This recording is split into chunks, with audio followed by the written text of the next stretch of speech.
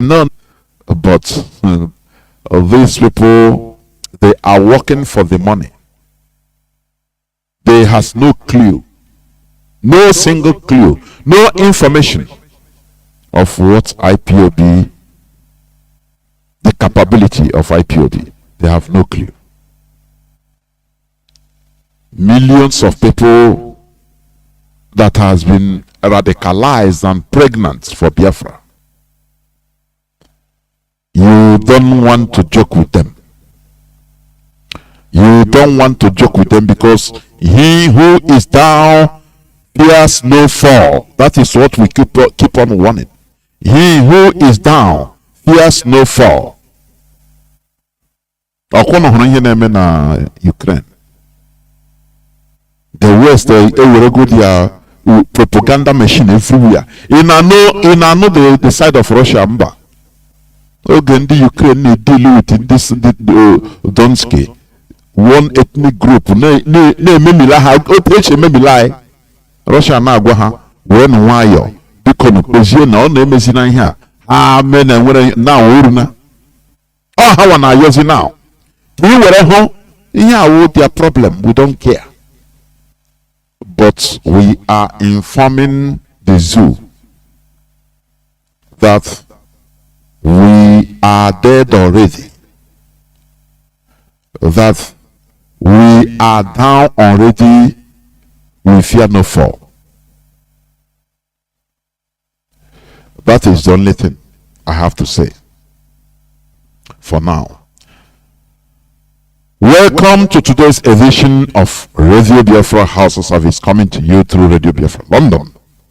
Before I go on, let us pray.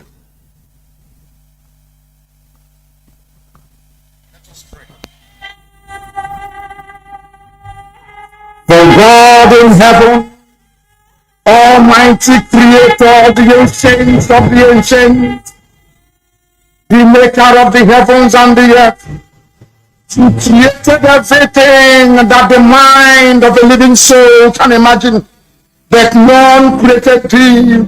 That is why we say you are immortal, you are invisible, you are omnipotent. This very God that every generation who has ever had the grace of knowing thee have always testified to your goodness. That is the same God that we kneel and bow before. This God is our refuge and our strength, a very present help, even in this time of dangerous trouble, even in this time of Fulani rage and terrorism. Therefore we shall fear no evil. This IPOB shall fear no evil.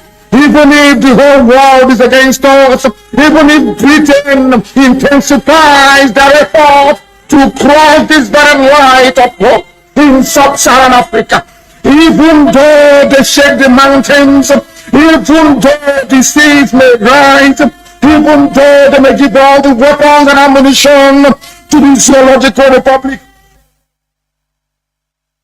no matter how they foment their rage, it doesn't matter to us. For God, Chukokika Biama, is in the land of Biafra. We shall never ever be moved.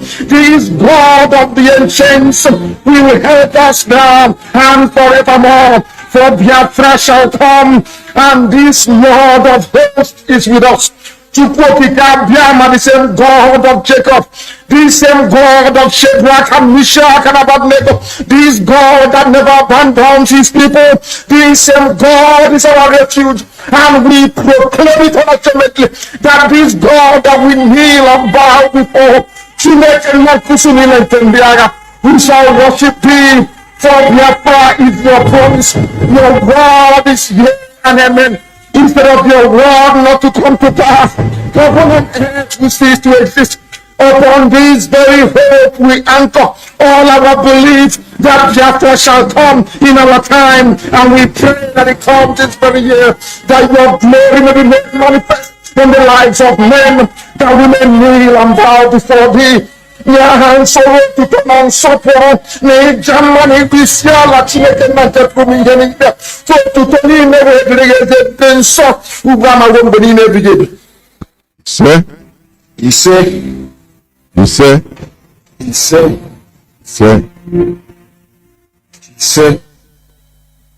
Once again, I welcome each and every one of you to today's edition of Radio Biafra HAUSA-SERVICE, coming to you via the auspices of Radio Biafra London.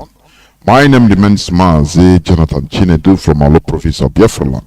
Today is the 25th day of February in the year of our Lord 2022. Today I'm going to quickly open our lines because it's going to be an interactive session where you have your say, because there is a question. One of our brothers, one of our callers, the day before yesterday, when I was in this platform with Mazi Chinasa and Mazi Uchechikunachi, when they were here with me, one comrade asked a question which we put as a rhetorical question. That is the question I'm going to repeat so that people will call in order to have your say. Say what you think. Speak out your mind under a few minutes about this question, because it's a touchy question, a soul-searching question. Do you understand? That is what I'm going to bring up today. Before I do that, please, let me reiterate for you, please, what I used to say here every time I'm on the air. Stop calling these people Hausa Fulani. There is nothing like Hausa Fulani. Do you understand? As a people, it is a deception, a grand deception. What we have are the Hausa and the Fulani as different tribes, different ethnicities, different nations. The history of the Fulani presence in Hausa land started only during the coming of Ottoman Danfodio into the scene. He was born in Hausa land, but his parents were tenants in the Hausa kingdom. He grew up to become a sheikh, Quranic teacher, as you have Sheikh Gumi advocating for the bandits. The bandits are the Fulani terrorists. That's it. That's the truth. That is who Ottoman Danfodio was. And he started teaching. And they brought him to the palace of the king. There he didn't miss his opportunity. As I used to tell you all the time, all the facets of the Fulani, they are naked warriors. They never miss their single opportunity given to them or privilege. They turn it into something else.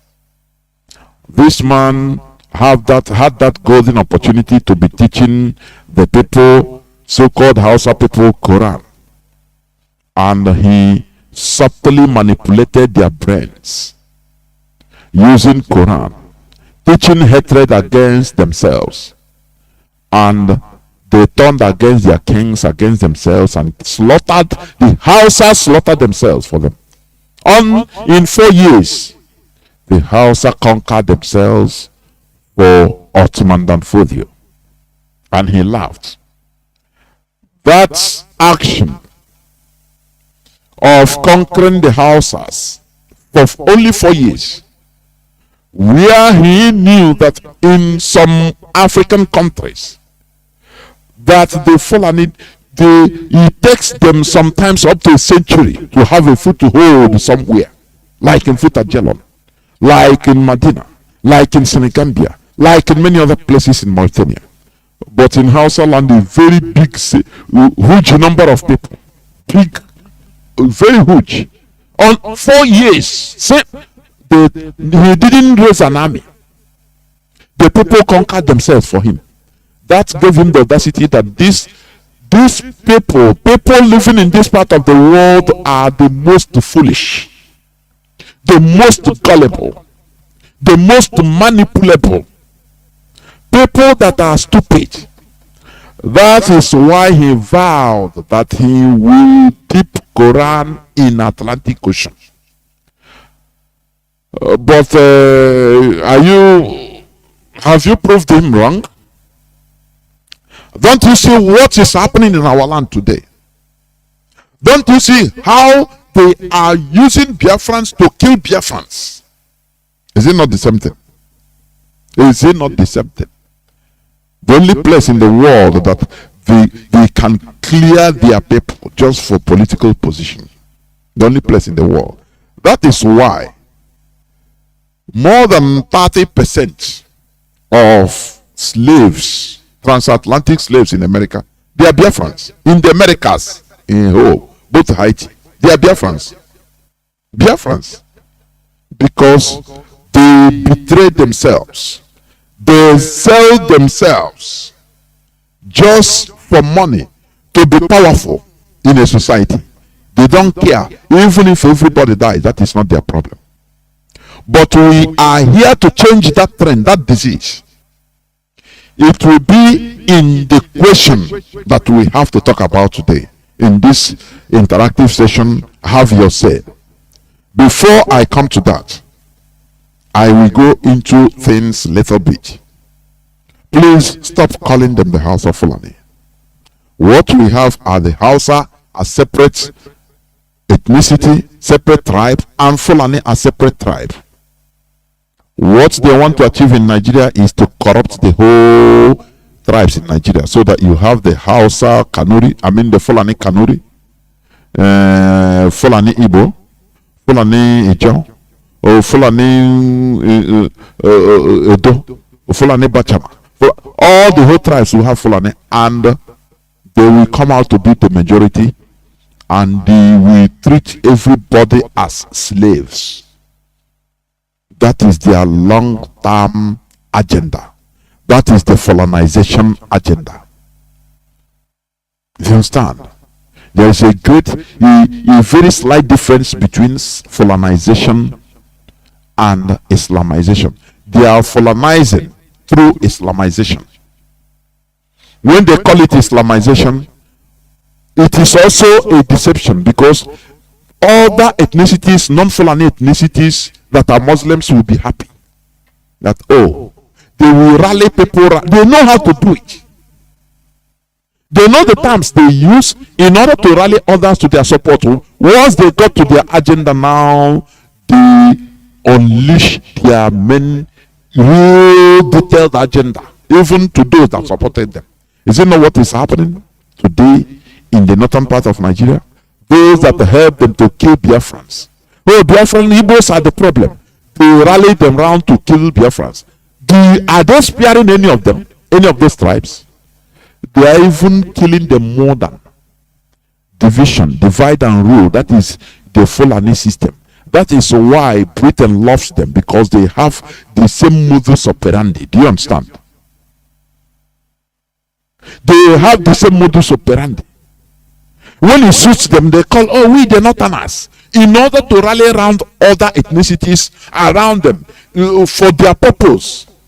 But once they finish that operation, now they seclude themselves, calling themselves Mietiala. We are Fulani. we are bringing Fulani all over Africa to Nigeria. Now you will not hear any other tribe. That is, people don't know. These people are masters in this game for a long time, centuries. That's why I say you belittle them to your detriment. Do you understand? People that are able to withstand, it doesn't matter the African borders, European imposed African borders, the Fulani kept being one. They don't care. Fulani in Sudan, Fulani in Nigeria, they see themselves as one people. But you, primitive Neanderthal, only one state, from one local government to another. You no, I'm no more Igbo. I'm Delta. I'm Rivers. I'm Rivers man. I'm a Bayasan. I'm a Delta. I'm Imolite. And you say that you are wise. Come on, Sheba, for the wisdom. Wisdom, that is only thing. Nothing more. No political wisdom. Nothing. The clip I used to play, I love that man. He insulted the Igbo race. Rightly so. Agboronadero political in nature. Agboronadero political in nature. He said it pump and plain. Many of them know this. But you are gallivanting. You don't. The hardest thing in this world is organization. To organize yourself. That is why let Buhari, he threw it as a challenge. He said, Igbo people, go and organize yourself. Because you know it is not easy. Because of vested interests. This one will come, I want to be a leader. How can I be under you? Do you know? That's animalistic behavior. That is why he threw that challenge. And you are still gambling with it. But thank God that Mazi Nnamdi Kanu, who God Chukwukabiama sent, defying all odds, in order to make sure that we are organized people. That is why Biafra is our ideology, our religion. Before I go into today's interactive session, please, I will love you to listen to this. You might have had it, but this is the base of what we are going to be talking about today. Do you understand? It's about what happened in Aba, where Mietiala, they covertly did something. They covered, it's a terrorist organization. It's a terrorist group. They covertly went and slaughtered some people and animals in Aba. They are the people that came out to start crying, this and that. They know what they are doing. It's a very covert operation. Even Horewa directly attacked them. Mietiala orchestrated Abia cattle market attack to instigate killings of Igbo. It's in the news. Headlines of February 17, 2022. But I want you to listen, please. Listen to this.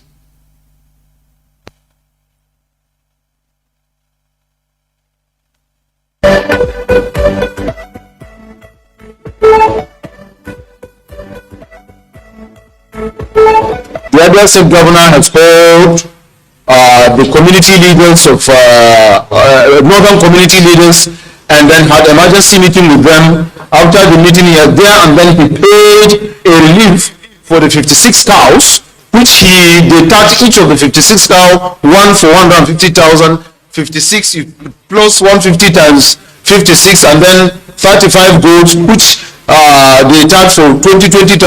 He paid that money instantly right there and promised to pay a relief to the 8 lost lives for 2 million naira each. And that money will be paid on Thursday, the 24th of February, if all things being equal. It is on this note, and having considered his move, he has also promised to provide security cover for northerners that are resident in Abia State, to be precise. And also there's a request from the northern community that are residents in Abia of what they needed to be done, and of all the requests, so far so good. From the report we are getting, he has fulfilled all the requests that they have made.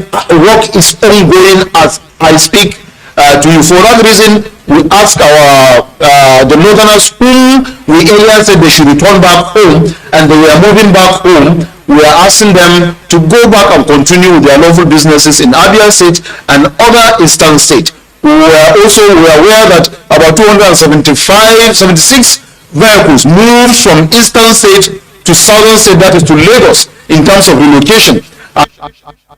I want to say something here before I continue, please. Because, these people, we say we are wiser than them, is since the coming of Mazi Nnamdi Kanu that I know that we are the most foolish people in that Nigeria. I say, Biafrans, Igbo Biafra, the most foolish, stupid set of people. I'm telling you. Listen, what this man said.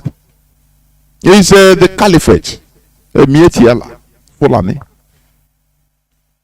What happened, what they themselves orchestrated, is a covert operation in order to instigate something. Now, immediately they ordered their people to relocate. It didn't take time. They came back spontaneously. They were going back. 200 and something vehicles lined up. Can you ever look at how our leader we have been shouting here? Come back from the north to relocate. Who are you talking to? Somebody that knows more than you. Somebody that will look at his perimeter and say, I have contact with Alhaji. Don't worry, nothing mega. The same way Agi did and perished. Nothing mega. Madiebe warned him. And the same Igbo disease. Very primitive way of thinking. These people, they understand that Nigeria is a war front. Let me tell you. Nigeria is a war front. The way Britain created Nigeria, pitch everybody against each other. These people understand that Nigeria is a war front. It is only the foolish Biafrans, foolish people that believe that Nigeria is a country. These people, they know that Nigeria is a war front. Therefore, that is why they operate on command and control. From till death, these people, they operate under command and control. That's why they are always with their little radio. Once they hear something, all of them will gather one place in Abia, waiting for command. They know that Nigeria project is just command and it's a war front. Therefore, you can never operate in a war front other than command and control. You understand? But tell our people now. He will tell you now, our house. It's only our foolish people that believe that Nigeria is a country. Foolishly. It started with Azikiwe. Some people are somehow sad or annoyed if I mention Nnamdi Azikiwe that man is so foolish. Do you know why I used to? Some people are saying, let us forget the past. We can never forget the past because that is the basis. Do you know that many of all these Igbo so-called elites, political criminals we call politicians, they always deceive people, deceive the population by saying, let us go to the roots of our founding father, Azikiwe. They mention that name always. But once we continue enlightening people that this man committed blunder, which we are suffering today, now we demonize him, put him where he's supposed to be, people will not be buying all those craps. Do you see the reason why we talk it always? Because we sideline history to our detriment. Do you understand? That is why eternally Americans they are grateful to their pioneers because they make the right decision, make the right move. Every time the founding father, George Washington, all of them, Madison, all of them, you can never say no, forget about them. No, because they constructed what you are enjoying today. That is the thing. So when these people, this man as a failure, we will never stop talking about it. We shall never stop. because it is giving the basis of this our politicians to continue doing like him. It is our duty to continue educating our people, educating the population to understand that this man has committed blunder. So, that is it. When you come and say, no, leave the past to be past, you are simply ignorant. I'm telling you honestly. You don't understand. You are acting on sentiment. No. Because this man started the woes we are having today. We are suffering today. Had it been Ahmad, remember Ahmad Bello, they negotiated their way into Nigeria. They didn't want to be part of Nigeria. And that gave them a chance for negotiation. I pay to and they say, okay, before we come into Nigeria, either if we come here, we will dominate. Britain say, okay, no problem. And these people are thinking that, oh, don't worry, let us agree on anything. If they go now, we can manipulate. Is it not political naivety, ignorance? And you're telling me to just forget about people that committed that blunder? Is that what you're telling me? Yeah, we should forget it and concentrate today. They laid a bad foundation that is haunting us till today. Therefore, anytime I have this microphone, I will continue hearing calls on him, so that our people will continue understanding that these people, we need to chart out a new road instead of depending on the old road. This useless road that we are suffering today being charted by Ezekiel. That is the advantage why we should be calling him in a bad way, exposing his political ignorance, because our people are still going the same way. They are following his pattern. It is better we continue insulting and exposing him, so that people will no more be using him as a reference point. That is the thing. Until Biafra comes, you understand? They didn't want to be part of Nigeria, and they were petted. Britain started begging them, and they gave condition. The condition is what is happening today. They dominate everybody. They have, they hold the destiny of every one of us. That is part of the negotiations. That's it. Do you see it? That is it. So we should be politically wise. All this, why you see all these governors, all these Igbo politicians, Biafran politicians, they make reference and say, okay, no, one Nigeria is where we belong. Because Azikiwe started it. After all, he is the president of Nigeria. They deceive people without telling people the complete reality. That is just like an empty drum. Empty drum. Because of his selfish character. Very selfish human being. After the Nigerian issue, Biafra time, Ojukwu started dragging with Ojukwu that he must lead. After he said, Ojukwu Krenaka, I will tell you that I'm sick of Africa. I have contact with the Queen of England. Our people, they know how to use their own power to destroy our people, ourselves. Self-destructive attitude. And that is why he started branding Biafrans rebels internationally. He was telling France, I have a photo of it, the newspaper page. Zik branded telling France to stop arming the rebels. His own blood. And you want us to just remove it, don't talk about it, so that let us move on. We gotta move on as usual. I move on. Every time we move on, where are we today? Every time. Well, let's forget the past and move on. Where are we today? Going backwards. We have to face these facts. Whether it is painful, whether it is, we should face the fact. This Fulani man, they know that Nigeria project is a war, is a war front. Do you understand? That is why they don't come any other place to develop. They don't build anything any other place. It's only foolish Igbo man that goes and feel at home anywhere. Until they kill him, he's feeling at home. He will build in Katangura. If you can say no, not he will come out on the on his balcony and check. No, nothing mega here now. Everywhere they okay. You are telling him that there is danger in the air. He said no, leave. I beg, leave this thing. No, I do here.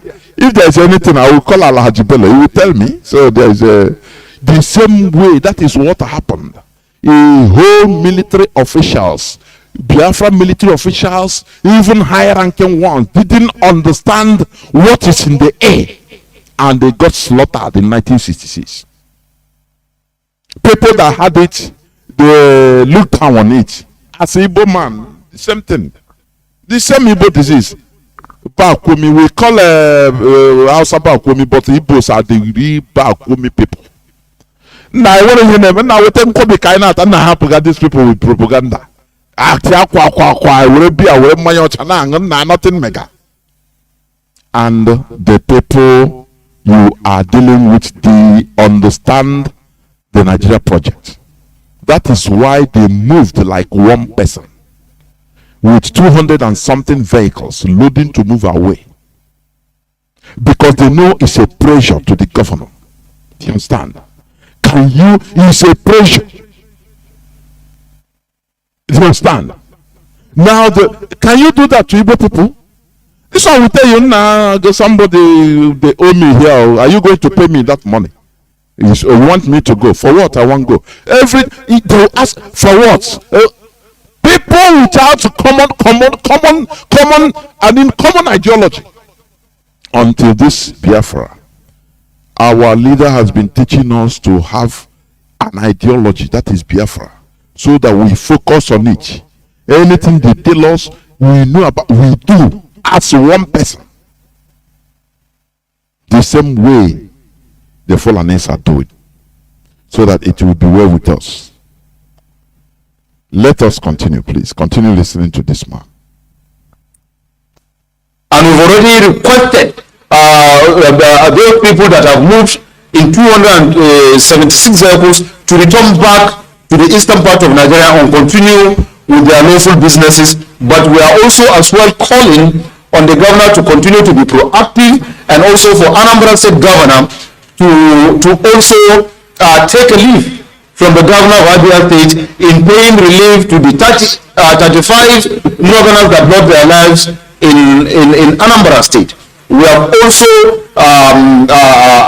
organizing, like I said, on the day of the relief where the money will be given, we will be there physically to monitor the presentation of that 2 million naira to the families of that 9 people that lost their lives that are northerners. Here we want to commend security agencies for their proactiveness. The governor, immediately the incident happened, even though it's not in the state, he called on the security agencies, and the security agencies were promptly there as at the time they are expected to be there, and they were able to condone it. So we are congratulating the security agencies, and for a job well done. We are asking them not to relent on their effort. They should continue to do their best for the fact that that is their constitutional role to ensure that there's. Let me stop here. The governor of Abia State have to pay 2 million for each person. You know, here they call northerners. Now, that is what I told you at the beginning. They know how and when to rally other people. Do you understand? But once they got what they are doing, what they want, now it becomes Fulani Mietiala. Remember that Nigeria government gave Mietiala 130 billion naira at the early time. The one we know publicly. Other ones we don't know, because there are many we didn't know. They didn't give it to the northern group, as this man is saying. Do you understand? And when you go into what he said, what happened, there might be some Igbo victims there, but who talks about them? Who talks about them? Why wouldn't they control everybody when they can be in a bunch? When they can give a command and do something in a bunch? Why wouldn't they control you? Why wouldn't they take over everything? But in our own, this person will say, I know more. I know much. Who are you to call? Who is that man, self, Nnamdi Kanu? Or is he not a very big? Oh, Chineke Kwana Yocha. We are suffering because of our stupidity. I'm telling you honestly. That is why we are suffering. Now, these people, they don't pay. No person talks. That's why I played the first clip. The pastor was crying in the altar. I say, no person speaks for us. All that matters for a typical Igbo politician is his position, his political position. It doesn't matter if everybody dies. Do you see the difference between civilized? Let me call it people that are at least that are a little bit wise politically with primitive Neanderthals. All that matters for them is individual success, individual benefits, selfishness, all only. Since I will read for you the killing, the slaughtering of Biafrans since 1945 till 2013. Just briefly, in the first incident in which the mother of Igbo ethnic people took place in Nigeria was in Jos, 22nd June 1945. Hundreds of 1945 for 1945. Hundreds of Igbos were murdered by the Hausa Fulani during the pogrom, and tens of thousands of pounds sterling worth of property either looted or destroyed. No single person was apprehended or charged by the British regime, nor an inquiry set to determine the official cause of this gruesome act. Do you know that all these things contribute to the reason why Britain is against our independence? Because they believe that at the independence of Biafra, we are going to go back to dig all these things, and Britain have many things to pay. But we are telling them that it is not that. It is not that. We are not going to go back to that. We have our independence and continue advancing as a people. That is the fear of Britain. Because what they did to us, even maybe they fear that we might even charge them the whole of Britain, and they will not be able to pay. They will lose their country in damages. That is why they are exclusively very harsh against Biafra restoration. The second mass killings of Igbo and other Biafrans happened in Kano in 1953. In both cases, thousands of Igbo people with their families were brutally murdered and their property looted.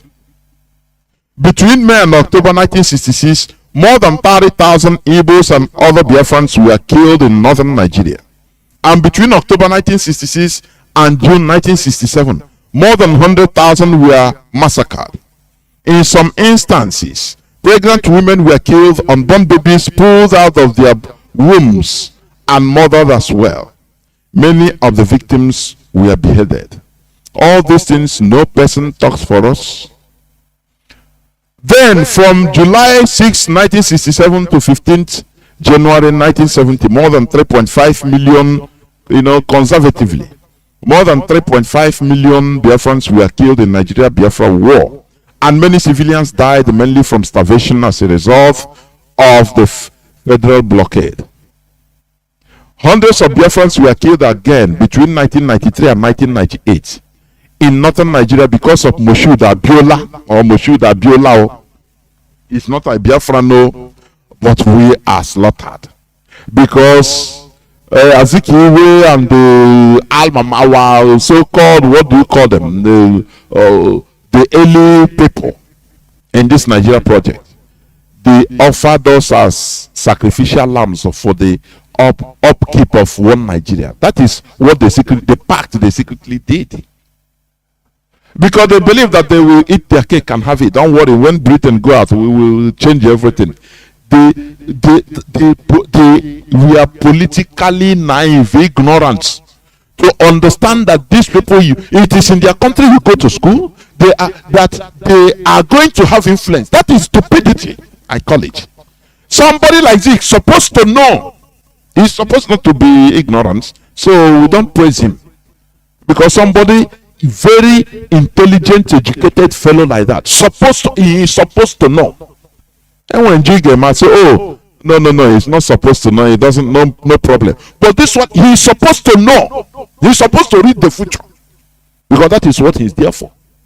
Therefore, when he committed this blunder, we blame him from generation to generation. So that anywhere he is, he will be suffering the blame we are giving to him. He will be suffering it. That's it. Okay. Hundreds of Biafrans were killed between 1993 to 98 in northern Nigeria because of Moshood Abiola, the winner of June 12th election. More Biafrans were also massacred when Abacha and Abiola died between June 8 and July 7th, 1998. Listen to the sacrificial lambs of one Nigeria. At the beginning of 2001, the Islamic Sharia law was implemented in Kaduna State, and a particular incident in 2002 saw at least more than 1,000 Biafrans killed in a particular riot, and most of those killed were Igbos. Among those murdered were parents of Victor Moses. Victor Moses, the footballer. Austin and Josephine Moses. Are you understanding? Current member of Nigeria's national soccer team that won the Continental Trophy in 2013. That's it. Oh, Chineke. Between January 16 to December 26, 2002, thousands of Biafrans were killed in northern Nigeria, and the root cause of the killings and riots was the implementation of Sharia law in the northern states of Nigeria. Among those killed were 3 Igbo Christian pastors, including George, who was killed by beheading. All these things are happening, and you still see our people establishing there. That is why they call you the stubborn Igbos, because you don't learn. You don't learn. You don't learn. You don't hear. Do you understand? If it's only okay going there, make money and come back. No. They go there, they establish and build the skyscrapers, they are making money, pursue money to their early graves. And that is why the caliphate, they call us the grass. But we are reversing it. IPOB is reversing it. The grass they eat. Do you understand? Because all these mishaps, normal people, without even being told, they will take precaution and say, no, this thing that is happening. But everybody is selfish. No, you want to go, wow, is it because of the, I beg, I will go. He will go, and before you know, stupidly they will kill him. Stupidly they will burn his shops. I know many people that their shops were burnt. And they went from grace to grass. People that were doing very well, after they became nothing, and they will run back to the east. It become a normal thing. No, it became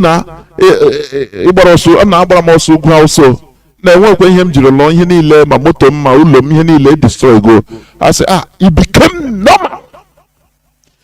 Bad thing. I never understand the type of people we are. Sometimes I used to reflect, now think which genetics we are, which type of people we are. Something will happen. People will not take precaution. And I see that it is lack of leadership. The rare leadership we found in Mazi Nnamdi Kanu. Do you understand? That is the thing. Okay. November 2002, hundreds of Biafrans were massacred again following controversy around the losing of Miss World Beauty contest in Nigeria. Any slightest thing, Igbos will be massacred. And after, they will go back and stay as if not. Let us forget it. Don't talk about it. Let us forget about it. And they continue. The following day, the same thing. Now, no, leave. Are you going to be living in the past? Leave it now. Forget about it. We continue. And these people, they saw that we are so foolish. Very, very foolish set of people. That's why they deal with us with impunity and impose political elites on us that are dealing with us as the class slaves. You know, not even house nigger. They're the class. That is it. Look at what happened. They impose on the governor, you pay. But in Anambra State, Governor Piano said, you gave their price at 500. Nah, I want anything. Just when they the family 500,000. People were being butchered in our farms every blessed day. That is the reason why Mazi Nnamdi Kanu, after shouting, that young man, every time he'll be shouting to our politicians, raise up with security to protect our people. And now Mwamo said, no, we cannot do it. No, we will not do it. We believe in Nigeria police, this and that. Until our leader will raise ESN. Now you see them rising up, going to raise a bubago to fight those that are fighting. And you say, what type of people are these? I will open the lines, but let me continue. On 18th of February 2006 in Maiduguri and in almost all the northern states of Nigeria, the Muslims protesting over the publication of the cartoon of Prophet Muhammad by a Danish newspaper killed more than 1,000 Biafrans. Are you seeing it? Because they see us as chickens. Anything now, fine Igbo man, kill. No. Who will talk for you? Who will stand for you? Nobody. On everything, but they talk, they go. Once they give them money and they people without dignity. The Muslims attack Christians and burnt churches in the deadliest confrontations yet in the wild wind of Muslim anger over the drawings. You are talking of one Nigeria, right? All these things, no righteous indignation, no person of Igbo extraction, no Biafran came out and say, enough of this rubbish. No. From March 2006 to July 2007, hundreds of Biafrans were killed in almost all the northern states of Nigeria, especially in Jos. The crisis was between Muslims and Christians. Do you know that the declaration of Sharia in Nigeria, normally it should be the end of Nigeria? It should be. Because that is not normal. We are in a secular country. Now some people declare their Sharia. Others nele Cameroon. And we are praying. Why wouldn't they kill? Why wouldn't they destroy your lives? Because they see you as very stupid and imbecilic. People without dignity. Any of their so-called political elite, give him money and he start tanking the Alhaji, tanking the caliphate for even trying to kill little of their people, not slaughtering everybody. Between March 11, 2010 and September 1, 2011, over 500 Christians of Biafran extractions were massacred outside Plateau State capital, Jos. This time the killings took place in a mainly Christian village of Barken Ladi, local government area of Plateau State. On 24th of April 2011, more than 1,000 Biafrans were killed in a post-election violence in Nigeria, and among those killed were Obin and Kokiri, who returned from London to serve his fatherland and was posted to Bauchi State, and Ikeria Remi, a graduate from the University of Nigeria in 2010, serving in Damaturu, Yobe State.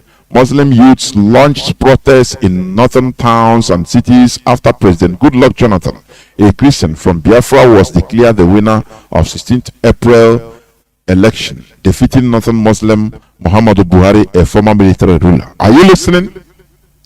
On June 16, 2011, a Boko Haram suicide bomber drove a car bomb into the premises of the Louis Edet's house in Abuja, the headquarters of the Nigerian police force, with a possible intention to kill Inspector General of Police Hafiz Ringim, whose convoy he followed into the compound.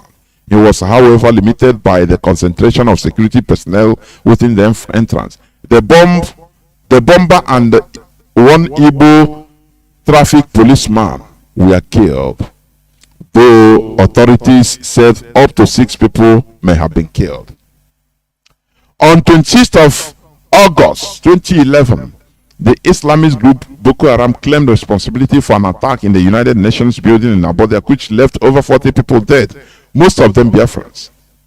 On September 25, 2011, 5 Igbo traders were shot dead at Madala Market, outskirts of Abuja, on Thursday night. Okay, that's it. On December 25th, 2011, Boko Haram claimed responsibility for Christmas Day bomb attack at St. Teresa's Catholic Church in Madala, near the capital Abuja, which left more than 50 Igbos dead. Mr. Dike and his children were roasted alive. These are specific names, not they say specifics.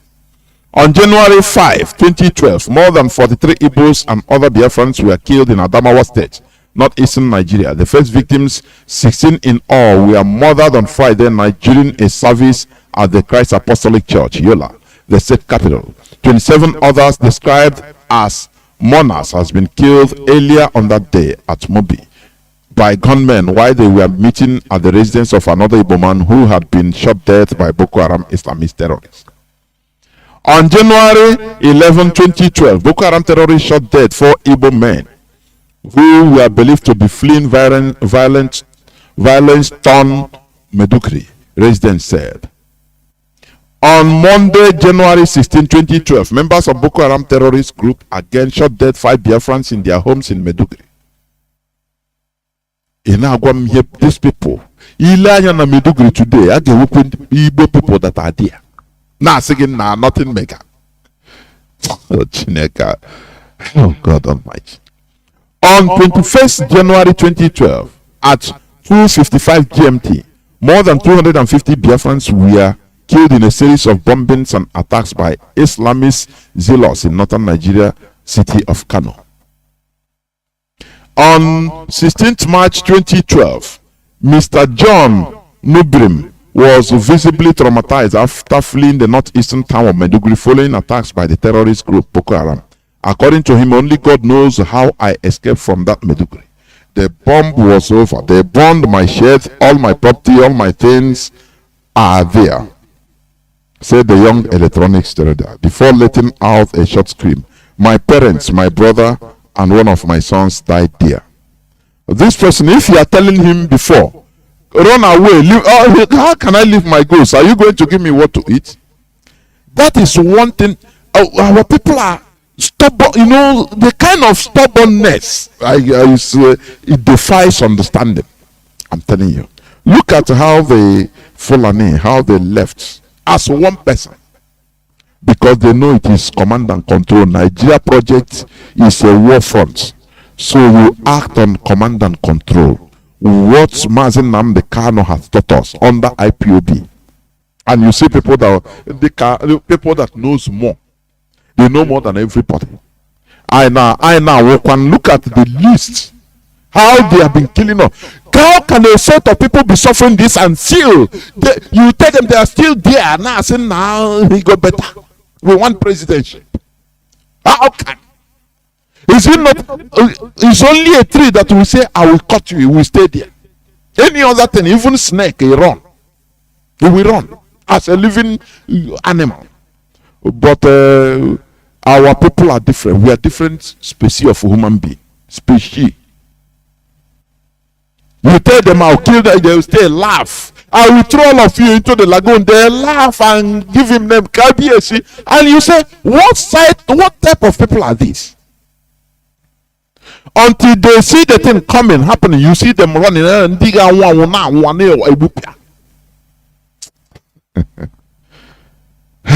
people are never proactive. It's a sign of primitivity.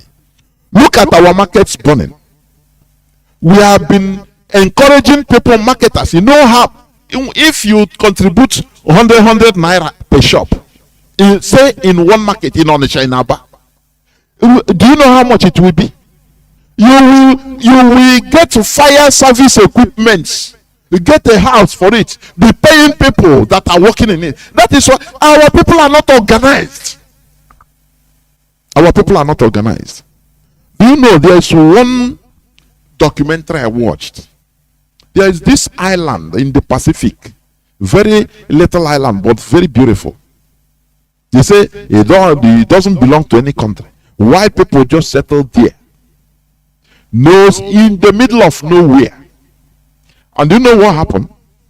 Now, instead of each and every one of them, they say they have about 200 or 300 houses. Instead of each and every one of them be having solar energy or buying, importing a generator like our people, making noise everywhere. Now they gathered and they built or imported one big generator and solar power and wind farm, build it collectively by themselves, not a government, nothing. They organize themselves. That is civilization, advancement. And now from that big generator, they put in lights for every house that is there. They organize it, be paying with the meter. People that are engineers, that are repairing, all those things are for giving them, paying them, and repairing things. They organize it by themselves. That is the quality of people. Do you know that if it is white people in our villages, let me tell you, instead of one person having generator, the other person, everybody having separate generator, you come to, even in a particular house, in a 3-story building, every face me, I face you, every room have generator, killing themselves. Why can't they organize themselves and say, okay, let us now buy one big either solar power or generator and be supplying all of us, so that we organize, we'll be paying little for maintenance. That is where problem comes. Who will organize? Who will agree to that organization? That is where the Fulani, they are highly advanced than us. Let me tell you. They are highly. Instead, everybody go do your own, I do my own. You go buy your own generator making noise. Another person go buy his generator making noise. And in the whole houses in the village, each house have generator. Instead of organizing and buying one big one, organizing. How can you do that? Where if you contribute money, few people will swallow it. How? It didn't start today. We blame the governors, we blame all political, they are eating money there. But what are for you, even in our villages? My father used to tell us story, because he's a financial secretary. A man you can never, is still alive. You some bribe people, never. He used to tell us a story, mention names, all of them have died. People that use community money to build houses. Now, he said whenever they are doing end of the year account, him is a financial secretary. You see some will collapse. They used to come in the night in our house to lobby for him to be one of. He said never, even if you don't eat, never. It's unbribable. I'm proud, and that is the blood we have. There are some people you can never bribe. It's impossible. Instead, you kill them. No problem. But these are the people, they will blaming these people, they are eating our money. But put them, even the little they are doing, just let the 5 people gather and keep money together in his hand. Now he will show you his color, his true color. But these are the people that will be blaming the high, hey, governor, they are not doing anything for us, they are eating the whole money. Sometimes, every time I used to ask, these people, are they falling from heaven? It is from the same society. This is how the people are.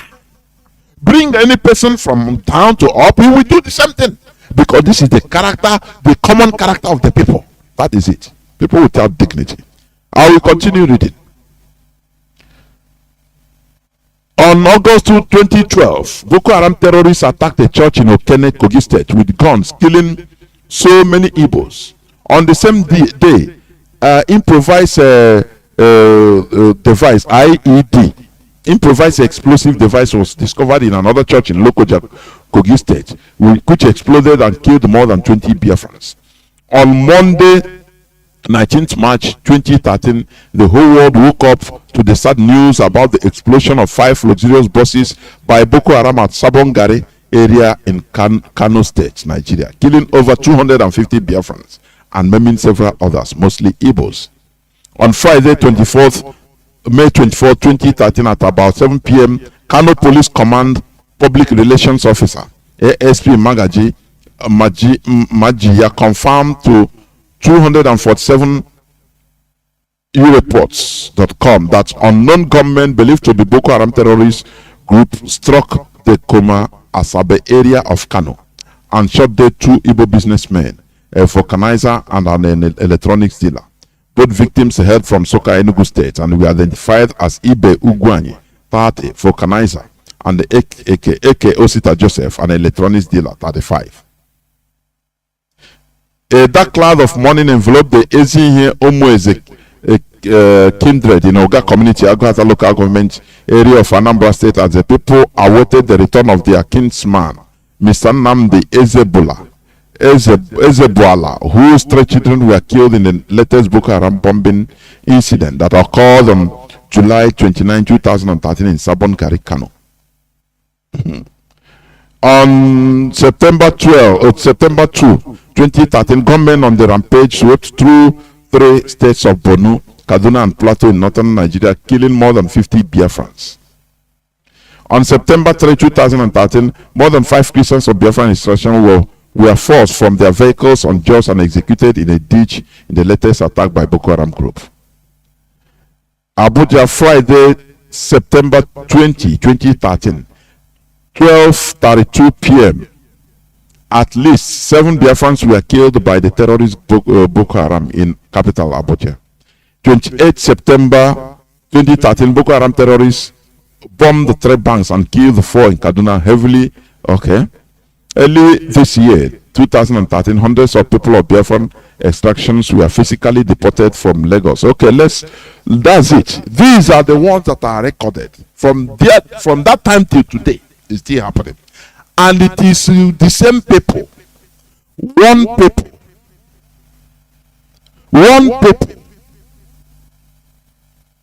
The same people. They cannot learn. Just imagine just what they organize in Aba, and immediately 276 vehicles, bam, because they are under command and control. Don't you know that? It's only our people that are very foolish and stupid. You understand? Owing to what happened in Abia State last week, where Mietiala terrorist group covertly arranged the killing of some people and cows, Governor Okezi Ikpeazu immediately paid heavy financial compensation to the blackmailer, that is Mietiala terrorist organization. Okay. But we Biafrans have been serially massacred in every part of the Sharia northern Nigeria with impunity since 1945 till date. The Fulani herdsmen has been on the rampage, killing our people and raping our women. Also, the Fulani Caliphate, using Nigeria's state power and resources, have now been killing us and burning our homes with impunity. We had nowhere to run to, nobody to defend us. Nobody has ever boldly stood up to strictly demand for reparations and compensations or challenge the massacre of Biafrans, if not Mazi Nnamdi Kanu. You know, if I will continue, there is some things, some headlines I will take you. I want to flashback. I want you to understand. This was 2 years ago, where in this news, a gun. Okay, the people of Omo Awolo community in Oka South local government area of Anambra State saw 4 Fulani boys with 6 AK-47 rifles slung on their shoulders and riding 2 motorcycles and trailed them to Isiago community, also in Oka South AGA, where they reside. When the news of the brazen wielding of firearms spread across the council area, as law-abiding citizens, the stakeholders there convened a crucial meeting with the police and Fulani leaders in the state and raised the matter for deliberation. The stakeholders told the Fulani leaders, in the presence of men of the state investigation and intelligence bureau Oka, that they were alarmed and surprised that their boys were flagrantly displaying arms in the public, unmindful of the legal implications of unlawful possession of arms, he said. But rather than explain what has led to the carrying of arms of the by the boys, or even apologizing on behalf of the boys, the Fulani leaders told the stakeholders to do their worst and worked out on them, saying that their boys must always bear arms to protect themselves against religious, ethnic, or tribal attacks from any quarters. And there is nothing anybody can do. That is where I'm going to stop. For you to understand. This thing, even as it happened that day, I read it, I said it in this platform. That was 2020. Do you understand? Another one is tension in Enugu as cattle traders chase police government officials with AK-47. That was April 2021, last year. Now everybody know it. Trouble began when state government officials went to demolish the market following an order of the state high court. This was made known by the governor Ifeanyi Ugwuanyi in a statement in his various state. Okay, it was gathered. Okay, unfortunately, the execution was challenged by the traders, who brought out several AK-47 rifles and chased away the officials and security operatives. Also, Samson Okori, an eyewitness, noted that the gun-wielding Hausa traders seized 2 bulldozers the state government deployed to the market to destroy a police vehicle. Do you see it? Now tell me, how do you want to continue living in a place like this, where these people are the slave masters, we are the slaves, whether you like it or not? They carry guns in our land, they chase police security operatives away, and you don't do nothing. No person does anything. Nobody. They kill us with impunity. Nobody talks about it.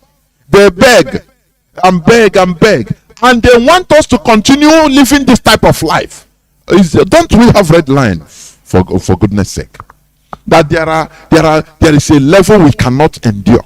Must we continue being slaves right from this transatlantic slave era till today? No, let us go and beg them. We appease them. They do something with impunity. They kill us. They have been killing us since 1945 till today. Nothing. Nobody have ever stood firmly for us. Instead, what they used to do, now they become part of the killers. Our so-called political class align themselves in order to get crumbs. They turn around, start killing us, and you say we have to continue enduring it in the name of Nigeria. Is that what you're talking about? There is a time normally you take debts and say, look, no, I can, instead of me living like this, let me die. That is the state we should be, for goodness sake. Because what is going on, it will be getting worse, and worse. They are destroying us. We should be wise instead of being primitive. The big question today is, why have our so-called political class and elites accepted for us to be slaughtered with impunity for the sake of the Nigeria project? That is number one. Why have our people, due to selfish interests, chosen to be slaves by sabotaging every effort for freedom? Why have some of us chosen money instead of dignity? Now, what is your own take in these very pathetic situations of ours? This is have your say, the topic. You know that our brother asked that question that day. It touched me. Very rhetorical question. He asked the question, he said, why do we Igbos, why do we sabotage ourselves? Is it from our blood, or is it what is imposed on us? He cannot understand. Why do we fight ourselves so that we keep on drowning, we keep on going down? And we say it's a rhetorical question that everybody should answer by himself. But today, with all these news headlines and all these reports, I want people to call in, please. Maximum 5 minutes. You give your own view. Why? Because there are many whys. Why have our so-called political class and elites, when you say elites, those so-called billionaires and millionaires, why have they accepted for us to be slaughtered with impunity for the sake of the Nigeria projects? Nigeria, and they say yes. Why have our people, due to selfish interest, chosen to be slaves by sabotaging every effort for freedom? Why have some of us chosen money instead of dignity? These are questions I will love you to touch when you call this. You speak, have your say, speak out what you think, why all these things are happening. Why?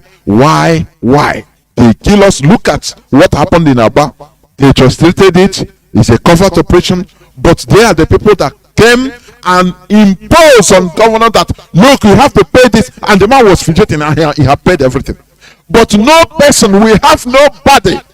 We have nobody to talk for us, for goodness sake. The only voice we have, Mazi Nnamdi Kanu, and it is still the same evil that conspire to bring him, to rendition him. What is our problem?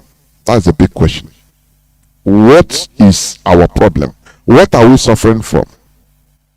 Please, this is where I will start opening my line so that people will start talking. But I will go on just few minutes break, please. Just few minutes breaks, so that people, I will open my lines. Because this is a question that hurts, I know, not only my heart. This question, it always pursues me. It haunts me all the time. Why are we like this? Is it something that is in us, right from blood lineage, right from creation, or something that came one time or the other? Is it that? It's a big question. I want us to put mouths. Have your say, please, so that when I open my line, you will call to put your voice. I will be right back.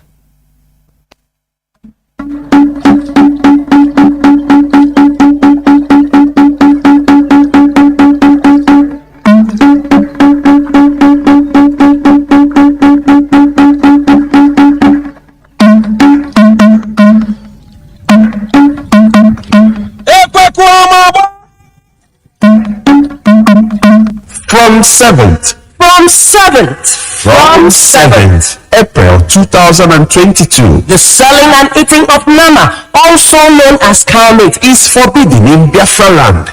Be warned.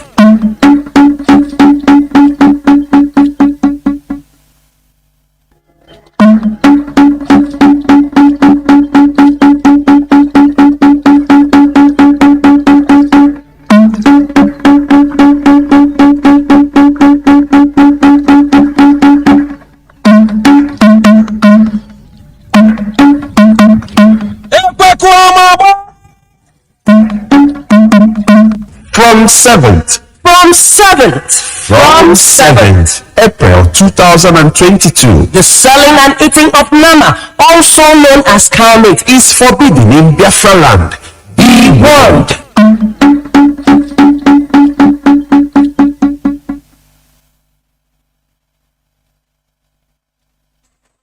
Anybody must believe everything that DOS says goes. Anybody must believe others from Chile, from DOS. You will be removed tonight, lady, and sanction everything. You know, because you remove it, that means that you are. This time around, you can't see before the movie.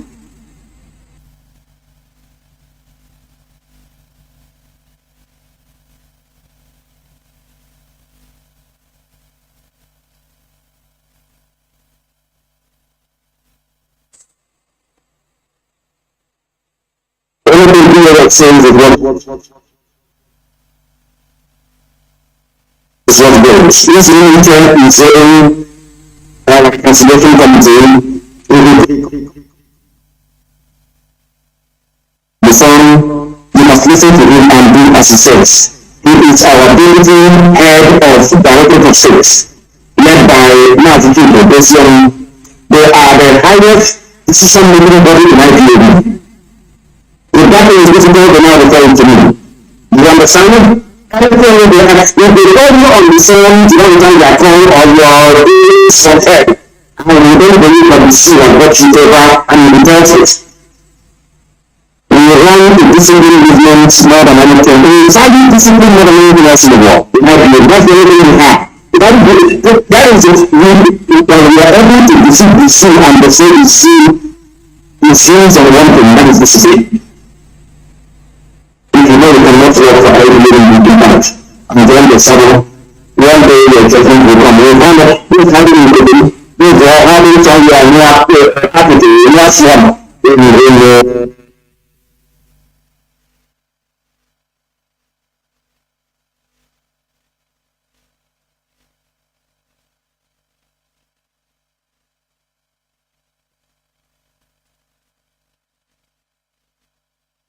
People are calling and I never open the line. Why not have patience so that I open the line? It's distracting what I'm doing. I don't know. I'm telling you honestly. Don't worry. I will soon. Let me call out our lines, please.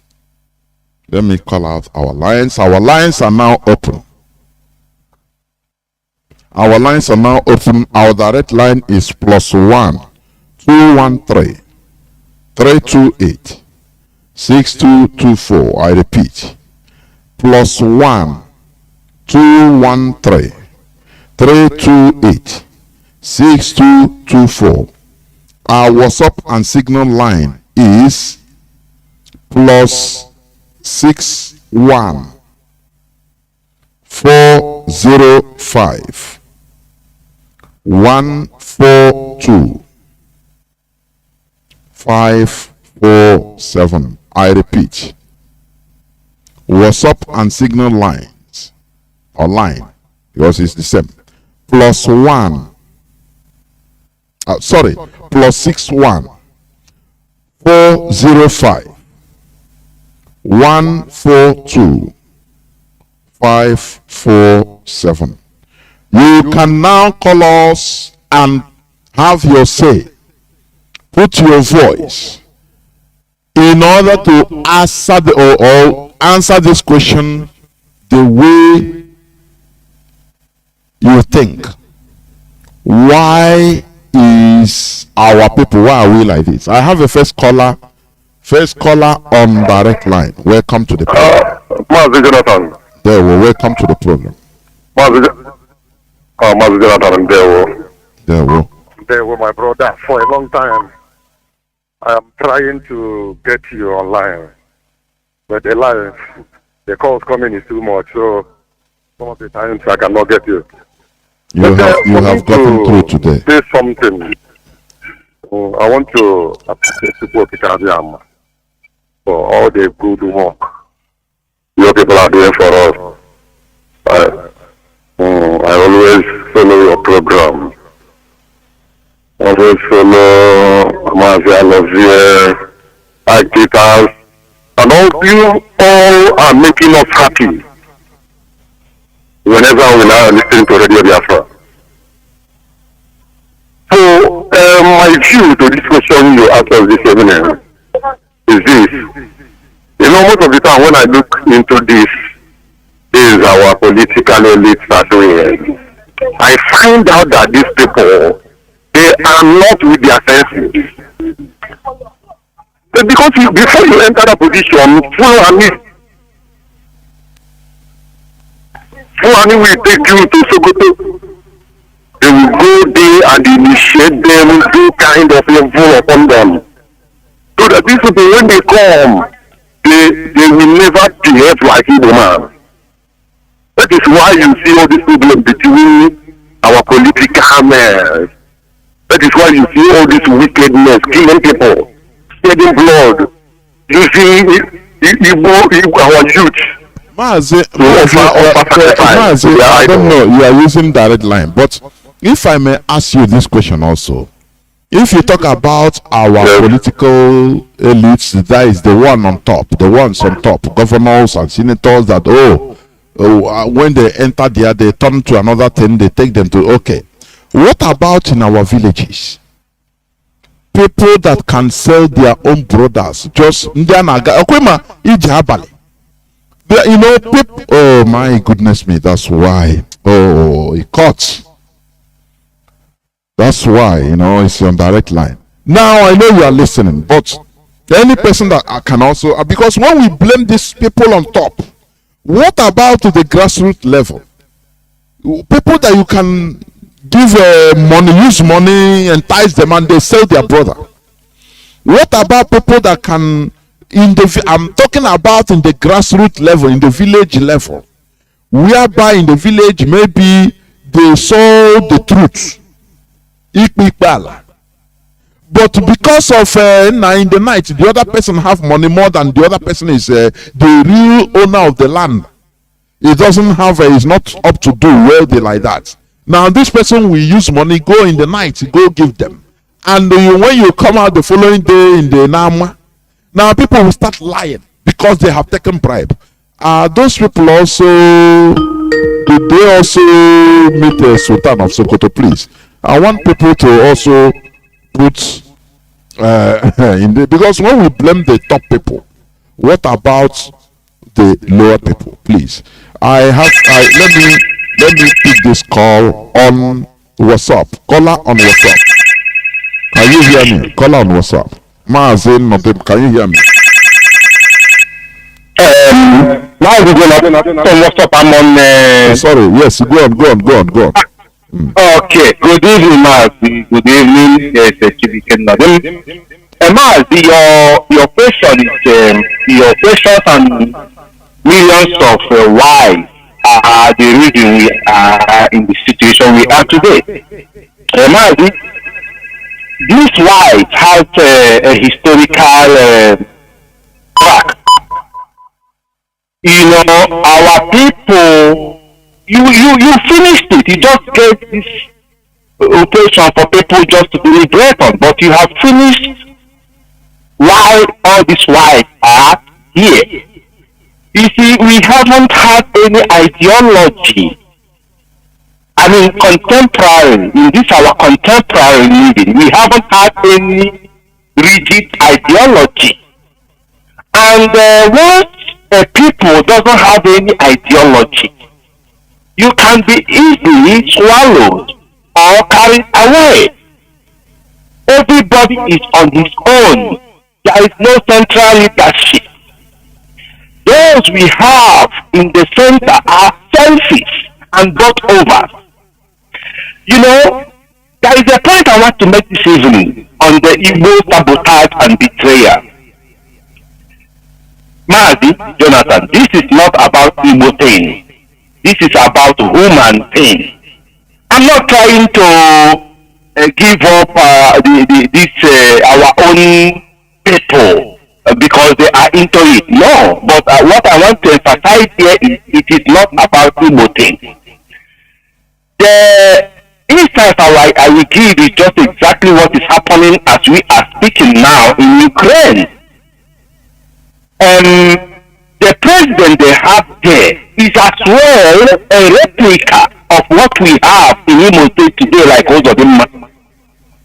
You know, the one thing that can happen to a people is when your leaders are imposed by foreign influence. This is where our problem lies. Our leaders have been for over 5 decades or more been imposed to people who never loved us to live, who who never love our welfare. They are too prepared to do whatsoever that can go against us. Mazi, here is where the problem lies.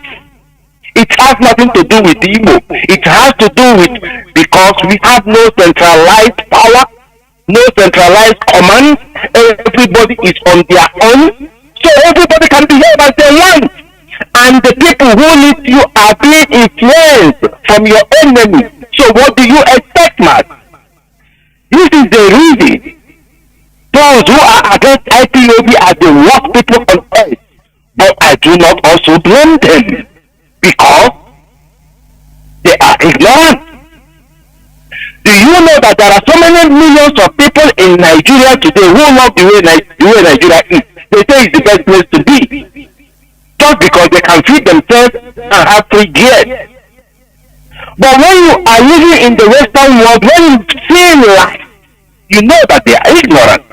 But how do you remove those ignorance from them? That is the hardest fight we are doing, and you are doing, and IPOB came to do. The remedy, as usual, to my conclusion is, we have brought the light to our people, and we will continue to preach to our people. Those who understand or who will understand, let them understand. Those who cannot understand, when Biafra come, then they must settle with the system. That is how I will end this evening, Mazi Johnathan. Keep on doing the good work. Thank you so much. Thank you. Those that didn't understand, when Biafra comes, they must be made to understand. They must be forced to understand. Caller on WhatsApp, welcome to the program. Can you hear me? You have been there for minutes. Hello, Jonathan. Good evening, sir. Welcome to the program. My name is Chinedu. I'm calling from Biafra. As I thank you for the good work you people are doing for us. May you bless you people. I just want to pray for our leader.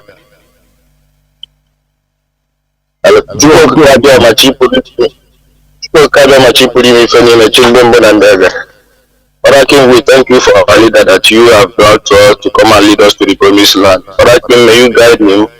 Elohim, may you protect him. Don't allow any harm to become on him. Father King, may you guide him. May you rescue our land in the mighty name of Chukwu Kabiyama, I pray. Say. Mazi Johnathan, our people are very ignorant. Do you know in our place now, in some of the places in Enugu, there are banned keke. And this place they are abandoning this keke. No, the government did not bring work for them. They don't bring anything for them. They just ban keke, say let people know they carry keke again in some of the places. These people, they know they carry keke. They don't get to work, what do they do? And if you tell them, they go they lost less contact, they go still go to support the people when they kill them. I don't know what thing we go do when this our people must be something. Our people they go do they tell them say see no follow, and then now that side they go like to follow. If you tell them they go say God they go everything God they since when they say God they see our condition today. And I no understand. Mazi Johnathan, if you know the Mazi Nnamdi Kanu, where we for there? If I don't finish for this country, if I see something where they happen for you, they say hi. Well, God, you do too much. We bring this kind of human being for us because our politicians, all of them don't sell us. They ban many things. You know, bring work. People they not be police people where they there, not be soldier people where they there. So many graduates with the drive taking, he said they ban people when they go some place. You know, provide anything when they go use the work. We just do here, they suffer. And I don't know the punish us. Our people time don't reach you when I go service something. If you not do know ourselves, time don't reach you when I go service something. Why I don't announce and say we go ban kick. When I get there, they do governor. Which governor? When I get to governor, we want a governor there. We want to get to governor. Food you want to chop, they know whether on a chop and when I no chop. What thing they do for nothing? When they still they pay tithe. Everything that they pay for this country, but we don't understand say when I get for high five. There we go. Mazi Johnathan, Mazi Popular, Chukwuka Daba, Ogo bless you. There we go. Thank you very much. We must continue. I have a caller on signal. Caller on signal, welcome to the program. Can you hear me? Caller on signal. Can you hear me? Caller on signal. Oh, the caller on signal. Oh, it's off. Caller on WhatsApp, welcome to the program. Can you hear me? Yes, Mazi. Good afternoon. And how are you? I'm good. Welcome to the program, Mother. Mazi, my name is Marian Head. I'm calling from Maryland. First, I will start by complimenting you. You are one of the institutions we have in Biafra land today. Now, moving quickly, the topic you're treating today is thought-provoking, is disheartening. It just cracks a gaping wound into the heart of anybody that cares. Now, let me start from here. You are so right. The problem we have is orientation. Starting from childhood, we are not taught about collectively allowing somebody to lead us. We are taught as an individual that we can achieve so much. That's one of our problems. Now, people argue, like what you said, people are arguing people on top, people on top. I have argued this. These people on top are selected among us.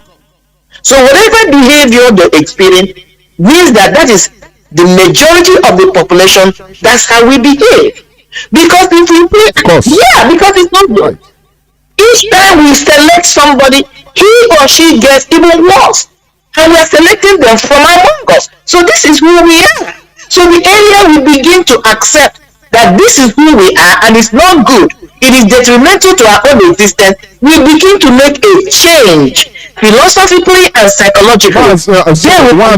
Let me interject here also. We're on interactive session. You know the danger of always blaming outsiders for our own demise. We make ourselves, we are righteous, so it's outsiders. So before you become a governor, you go make obeisance and they impose on you. But if we are the people, it's from us. What about if he refused, if he didn't do that? What about the local people? That is my argument always. Because you cannot, like Mazi Nnamdi Kanu, when he came out the first time, Obasanjo was there, he said this person is a Igbo man, he's a normal Igbo man, give him money. Because that is the way they believe we are, all of us. And unfortunately, there's truth in it, honestly speaking. There is truth in it. Just money. Look at what is happening today.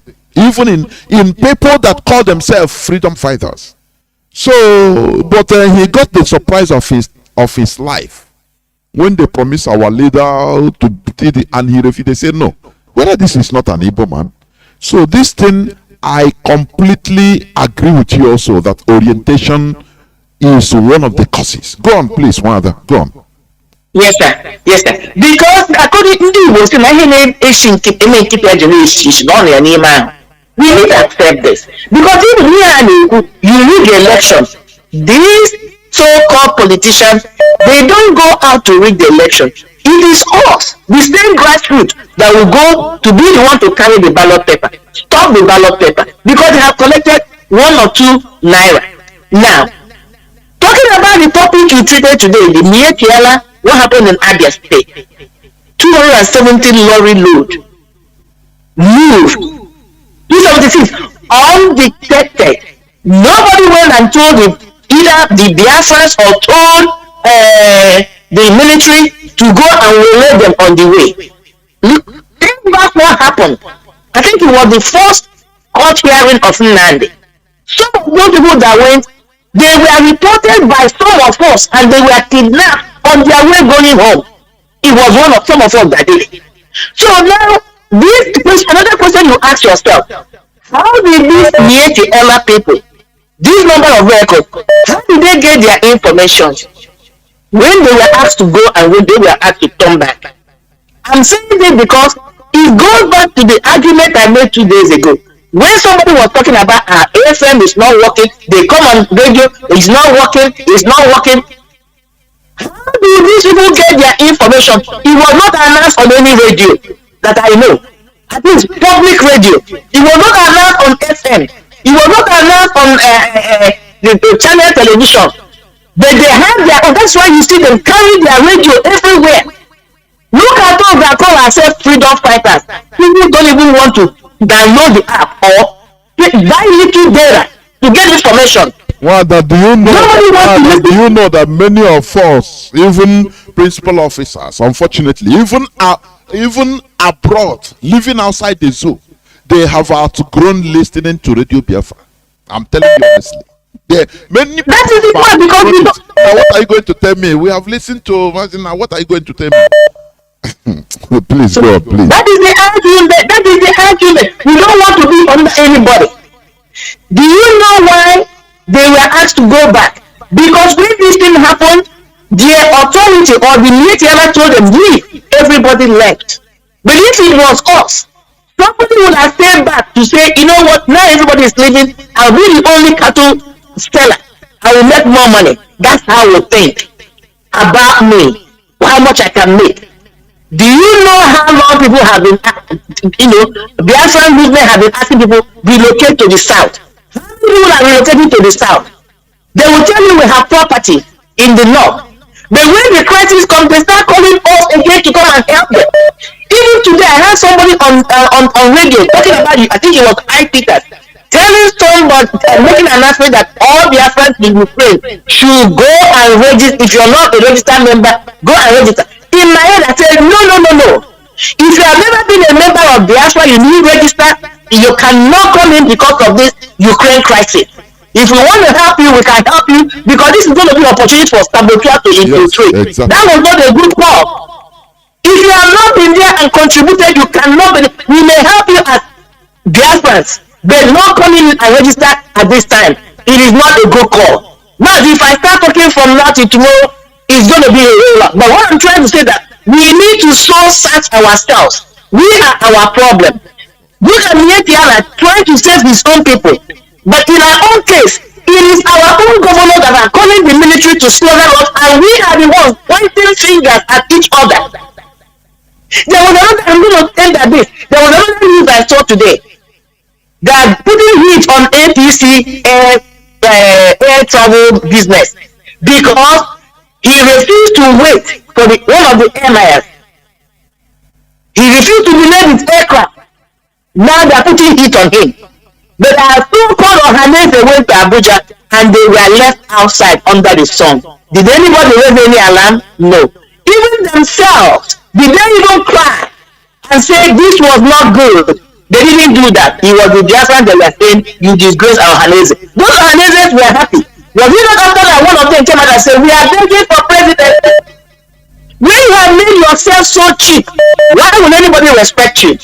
You have to respect yourself. You have to let people know that you have integrity. Know that you want something so bad before they can give it to you. It's not about talking. Look at what is happening in IPA. Somebody had the audacity to say, I am not going to listen to Mazi. I don't want you to listen to him. I will not respect him. This is Mazi's project, and somebody is saying it, and some people are following him. And these people now politicians, it is off. So what is happening to us is feeding us. Until we come to that deduction and to search ourselves and decide to make a change, it's going to be a hard project. May God help us. Thank you for all you guys are doing. Kudos to you all because you guys are doing the hardest job. God bless you, Mazi. Well spoken. Honestly, I agree with you in your line of thought because it's the same thing. Thank you. Thank you very much. Thank you. I have a caller on direct line. Caller on direct line. Can you hear me?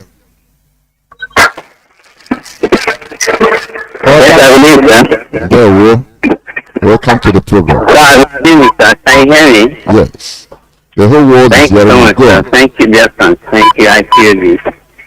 Thank you, lovers of freedom. Thank you, everyone of you out there who wish us good, who follow you forever. I want to say this quickly because I'm on the direct line. Do you understand that judgment has taken place already on earth? Now, sometimes people begin to reiterate, they say that where I'm going now is religion, because that's the primary thing that destroys humankind on this planet called earth. Now, each time people make a remark, they tell you that after death comes judgment.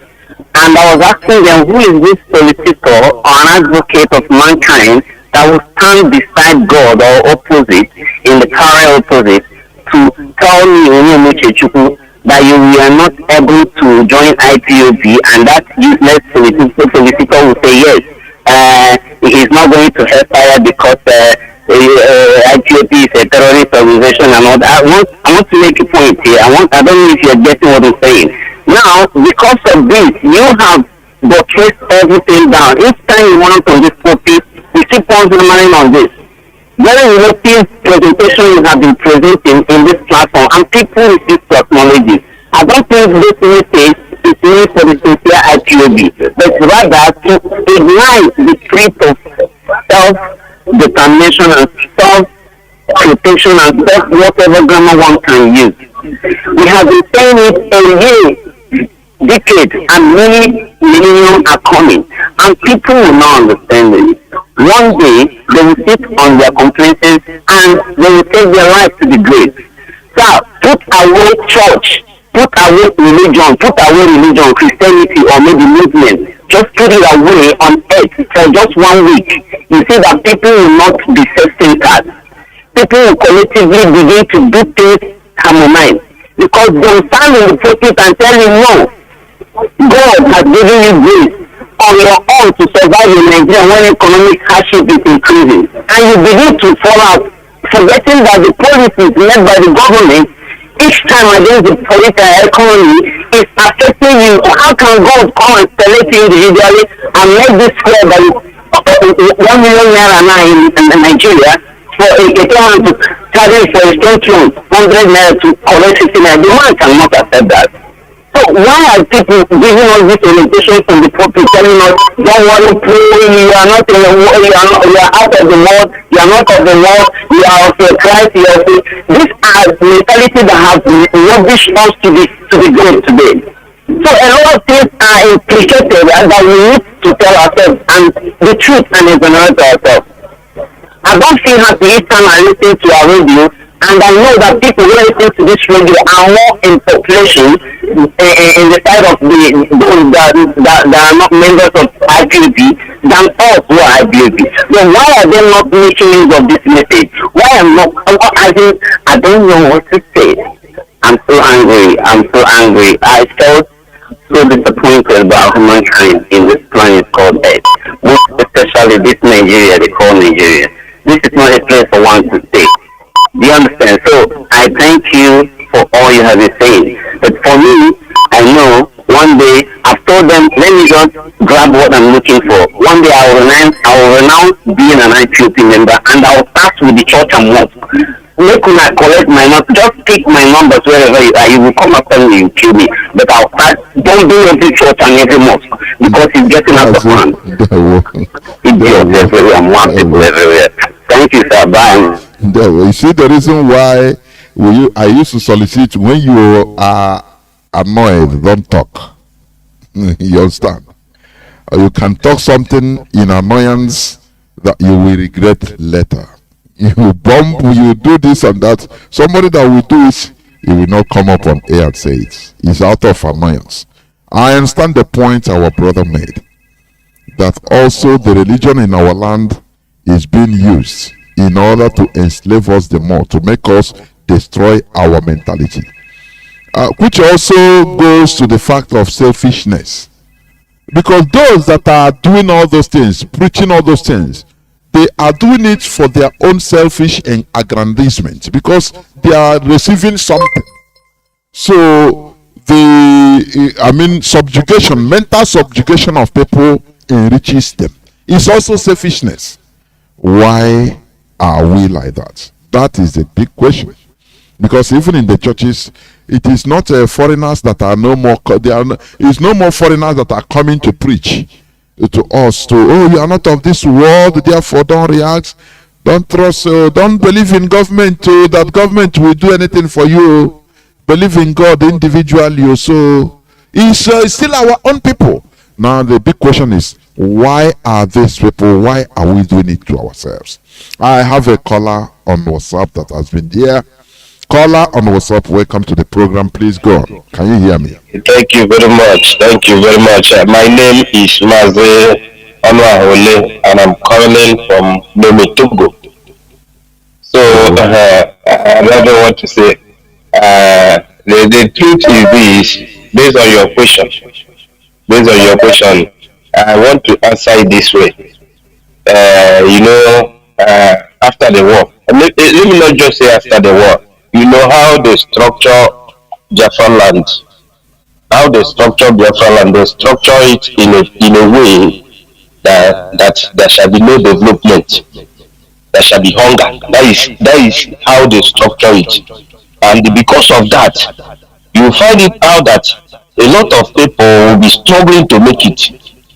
And by that kind mentality in us, many of us that are so demonic and satanic, when you just offer them a little thing, they will just do unspeakable thing. That is what I have realized the cause. That's number one. And another thing again that is the cause. Religious is more basic cause. As I'm speaking to you now, I am a Christian, I'm an evangelist. In fact, they give me the pulpit in my church. I used to preach over there. I know, I have studied the Bible, I understand the Bible, I know the problem of our people. The problem of our people is that they never, even the Bible they read, they never understand that Bible. One day I was reading the book of Revelation, chapter number 12, verse 7. I saw something in the Bible. I saw when the Bible said there was war in the heaven. God did not pray for that war to end or to defeat. God sent forth his angel and fight that battle and chased the Lucifer down from heaven. That's just the truth. And another thing again that our people has failed to understand is this. When God promised the Israelites that this is the land that I will give to you, they fought themselves in to grab the land. And our people are so ignorant of this. Our people are so ignorant of this. This is the greatest problem that we are having. In fact, during the time of Jesus Christ, Jesus spoke to his disciples, says, if you have 2 coats, you should sell one and buy a machete. Then I ask myself, what is that machete for? So I just want to leave this message to our people to reason about it. And also I want to sound it very clear to the pastors in Biafra land. It is right time for you to speak out. It is right time for you to speak out. Now is the time for you to speak out the truth. What is happening in our place, what they are doing to us. This is the right time to say it, because if you fail to do it, you are causing more harm to Christianity. Let me stop here watching it. Thank you very much. Richly bless you. Remain blessed. Thank you very much, my brother. I have a caller on direct line. Come on, caller on direct line. Welcome to the program. Can you hear me? Yes, Mazi Johnathan. Yeah, well, welcome to the program. Mazi Johnathan. Mazi Johnathan, my name is Michael Israel. And I'm calling you from the holy land of Biafra, the land of Biafra. Mazi Johnathan Chinedu, may Biafra continue to strengthen you, continue to guide you and give you more wisdom for this good work that you are doing, for this hardest job, this hardest work that you are doing on this very earth to restore the holy land of Biafra, which has been existing over many years, over thousands of years ago. And the British and the Allies, they came to destroy the children of Chukwokike, but they will not succeed. And Elohim Chukwokike, Chukwu Henile Ekekerowa, may he continue to strengthen my leader, Mazi Nnamdi Kanu, our leader. May he give him more wisdom May he make him to be stronger and more stronger than his enemies, because we know, we Ethiopians, we know that Mazi Nnamdi Kanu has defeated his enemies and they will remain defeated in the name of Chukwuka. He said. Mazi Johnathan, your topic this night is very, very touching, like as one of our sisters, our mother that I spoke some minutes ago, because she really touched something on what she said. And what did she say, Mazi? She said, you know, these Fulanis, these Janjaweed, they are importing to our land. How are they getting information? What are they using to get information? No FM, no nothing. But we, Biafrans, Mazi, you know, the way you have been thinking is the way I have been thinking for so many days and for so many months and for so many weeks. The kind of behavior our people, we have the most ignorant people and primitivity people on the planet Earth is Biafran people. Yes, we know that between the black and the white are evil people. But Mazi, if you come to Biafran side, our people, we are very, very messed up with wickedness and evil. You know, every day, Mazi, sometimes, even like our mother says, some people, they will come and lament on our radio about the FM. Mazi, as I'm speaking to you right now, I'm not listening with FM. I'm listening to IPOB community radio with data. That is what I'm using to listen. And Mazi asked me tonight, and I will say this. I have my gadget which I used to listen. Ask me now how many, just go him now that me I'm listening, how many people are here listening together with me. Just ask me, somebody should ask me this. I am in Biafra land though, it's where I am. But where are the men? Mazi, that is why when they are killing us, it's just as if, you know, nothing. Our people will be asking, you will be shouting, where are the youth? Where are the people? Do you know what is happening? The MP3 that China people are producing is what our youth, they are using it to play their soul and their spirit and everything away. Mazi, what I'm telling you, our people should make research, and those in Biafra land, they know that I'm speaking the truth. But tell them to listen to this Radio Biafra where the truth, where enlightenment is coming from. That is why I will say this. That is why, Mazi, even sometimes if I see some from Igbo people in London, I don't even give them face. I'm telling you honestly, I don't give them face, because when you look at it, you will see the gorilla, the chimpanzee all over them. The primitivity, you will see it on them. Mazi, our people are evil. And I will say this before I drop. You are saying that the politicians, they come from the people. The politicians that they have been killing us, they look everywhere around the vicinity. You will see the setup, the ordinary people, I say the ordinary people. You will see the ordinary people, the set of those politicians, those people politicians. Because, it's a broadcast.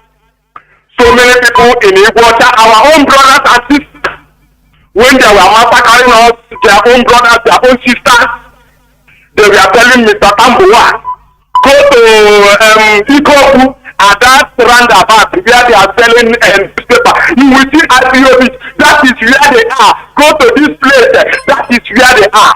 I know their name. They were speaking on Zoo Radio. We know them. I know them myself.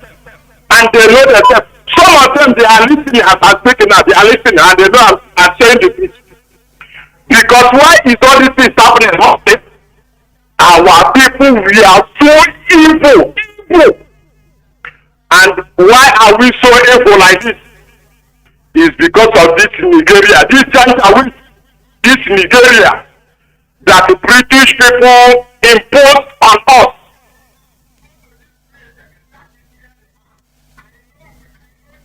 Oh, I know the airtime is finished. You know, as our brother was saying, let me, before, please, caller on WhatsApp, hold on, continue holding on. The signal is free. People can also call on signal, please.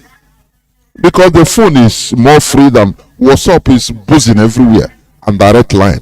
But signal is free. So people should also call on signal. Just let us be frank with ourselves now. Let me ask this question. We are crying about, oh, Posodema is killing us in Imo State. Devil Mahi, because of his position. Wait. If you gather millions of people in Imo State today, and you start interrogating them with all frankness, if they give you the opportunity to become a billionaire, to be a governor, or be on top of a political leader or political elite in Imo State, now they will give you a mission. Even if they tell you anything to kill your people, you will kill. Are you going to reject it? Before God and man, most people, if they tell themselves the truth, I say most will accept the contract. They will tell you, is it not money? I say, I saw what made me, I got shaken on the social media. They were interviewing one boy, a little boy of maybe 17, 18 years. I think he's from Warrior this side because of the accent.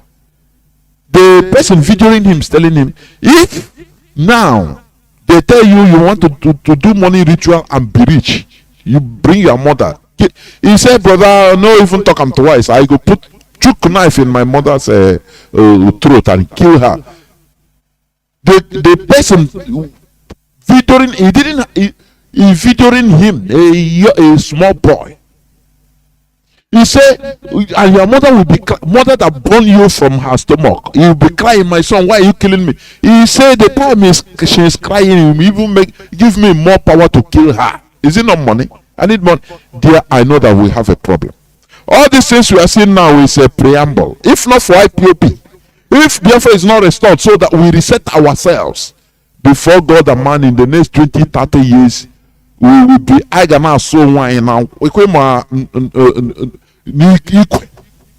we will be eating ourselves raw in Biafra land. That is the agenda of the Fulani, the British, through the Fulani, so that they put us, we suffer and also be blaming ourselves that we're evil, this and that, not knowing that it is the evil place that we are in that forced the system, that forced us to be doing this. I have a caller that has been, the caller is, you have been waiting, but he's no more there. What? Now let me pick a caller. Caller on direct line. Can you hear me, please? Callers on WhatsApp and Signal. Hold on. Caller on direct line, please go on. Caller on direct line. Can you hear me? The whole world is hearing you. Please go on.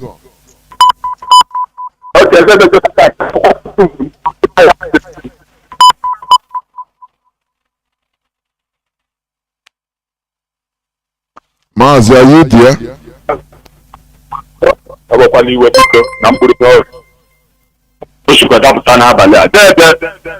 Jonathan our professor carrying the show. Biafra is all over the world. Here in Radio Biafra, people to Kabiama has destined us to get knowledge, so that we will know that we are slaves. Jonathan, you see that my brother has finished talking. You said that the food dropped. Tell Jonathan, you said the truth. Here in Biafra land, here in Aba, you don't sign the regular automatic under Archbishop people. None of them. None they all go to our for France. All academy later. Super gather has Bishop Day. One thing. You know we abandon our God. And I said, what The whole world know who we are. Even Fulani know who we are. Then the last part. Fulani, any day, this Biafra that about us. He said, all these religious leaders, all of them, that they kidnap our leader. And I don't want make we know they free. Come on, not bless in the heart. Not bless like, not the other to go take Fulani to kill us. Not bless the party to have to go with it. Them go out there. Not the amount of never look at them because they are out there. Fulani will say, I'll put on hands like welcome. I can't go to this shit. Oh, yes, I know. If you are let's do it, I want to section. On other proceed, just line up. Okay. Tapa, it's a fire, no. But I want to put an instant alarm for school. There was different. I'm going to have you all in the book. I'm not going to say, it's going to do bad. Yeah. Better see the enemy, then Jonathan, all of us, went way over here. That is anybody where she's from Atlanta. I can't see to talk about it. Don't even catch us. We must count the best here. That's right. Let us fight now. Every day, we want to Biafra certificate that we go take our own freedom.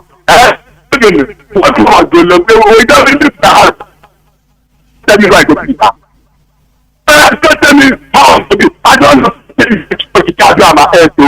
You want to they had a face. You play. Tell the Jonathan to see. I have to get this. Tell the Jonathan to see you. They come up with it.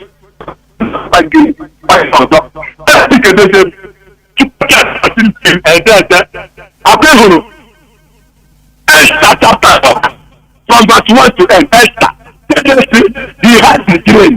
He was shaking, and his reacted that had taken on. And I had this thing to another. And I let the stream out. I have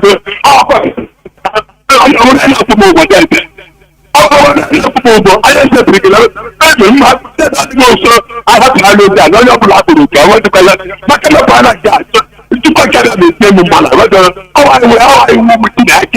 I don't know me Jesus Christ. The man has died. If you keep pushing our I don't do what I'm back. Because I know, but I can get them back first. I never was about it. I'm going to take it to cross it. Then the teacher does it. I tell you, just to make a bit chapter 1. From that 1 to 8. That's a round up. Round up. And the first matter be chapter 8. From that 1 to 8. That's right. Oh boy, I said that I could tell him that. Oh no, yes, about that. They are there. That's somebody to put the 6th generation. You don't get a book of that. I will stop. What was the most of I went up. Tell the teacher. I feel with Isaiah. Thank you. Caller on signal, welcome to the program. Caller on WhatsApp, hold on. Caller on signal, go on please.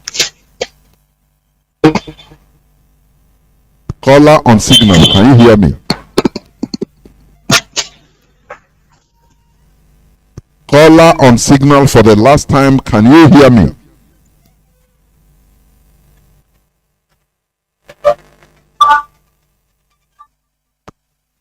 Caller on WhatsApp, please go on. Caller on WhatsApp, go on please. Can you hear me? Caller on WhatsApp. Thank you for holding on.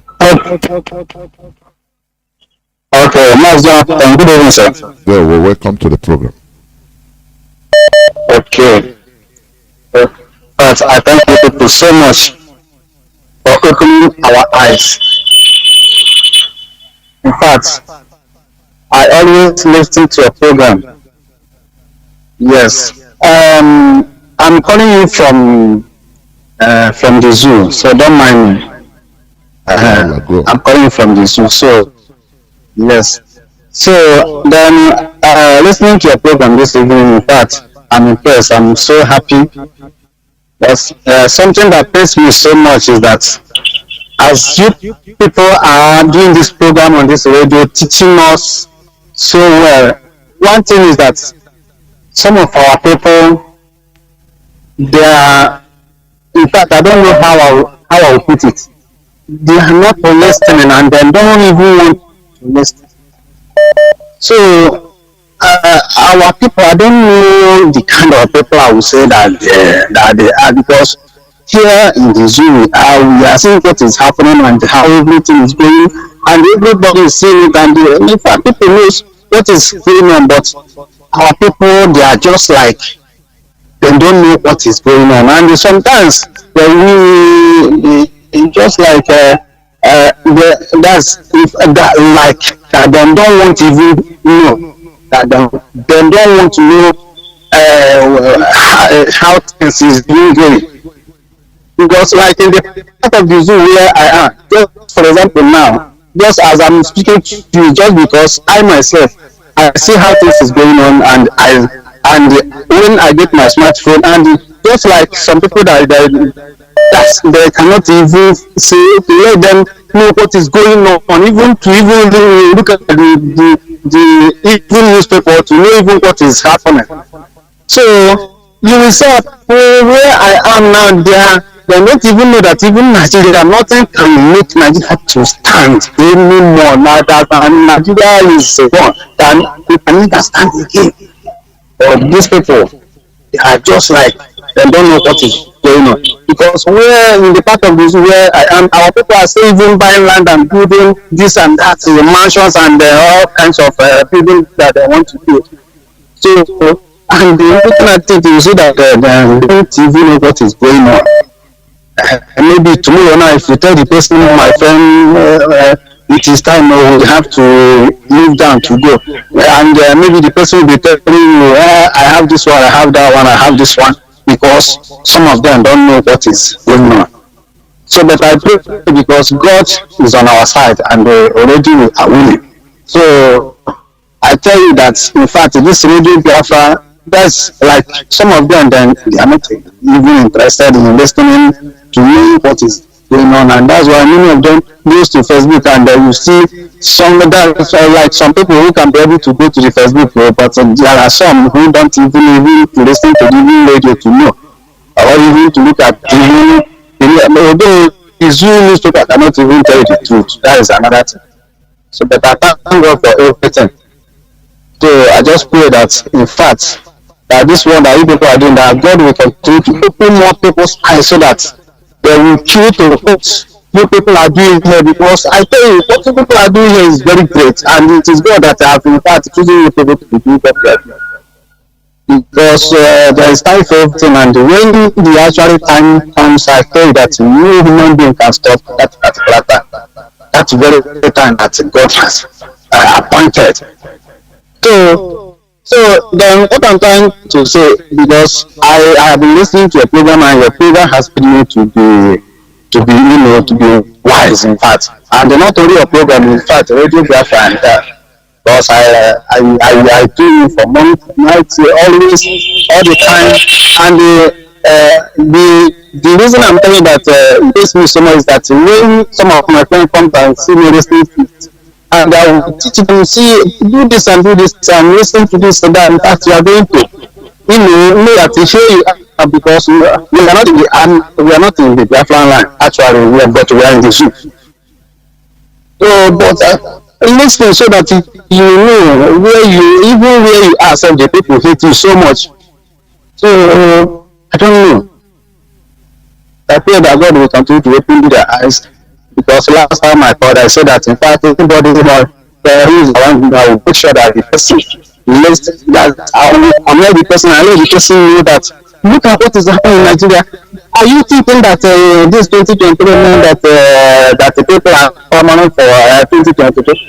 And even though they are going to give an evil man as president, it will be the person that will be recruiting. So there's nothing for you in Nigeria as a whole. Of course. Thank you. Mazi, I hope I'm still coming out. You are coming out. Okay. Round up, please. Okay. There is nothing for them in this very contraction. That they should understand this. So when if they understand this better, I tell you that in fact everybody you follow one way and you get what you want immediately. But I think that's why I say that God, in fact, it is God already has already started what.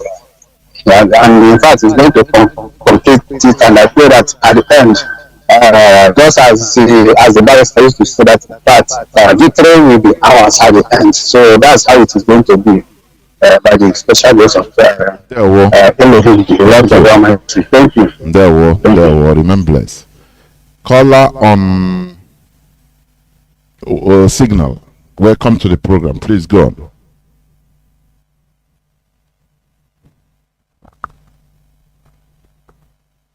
Hello? Caller on signal. Can you hear me? Yeah. Please go on. Good evening, Mazi Johnathan. Can you hear me? The whole world is hearing you. Go on, please. Hello? Go on, please. Go on. Go on. Okay, my name is Chukuma, calling from Italy. My brother, I want to contribute on this today program. I've been trying this number, but because of many people that are calling. The topic you rendition this what you said this evening, it touches me too much. What are people going through and what is happening in our land?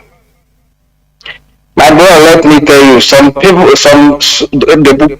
problem we are going through, some is what Nigerian government caused and some is what's caused by ourselves.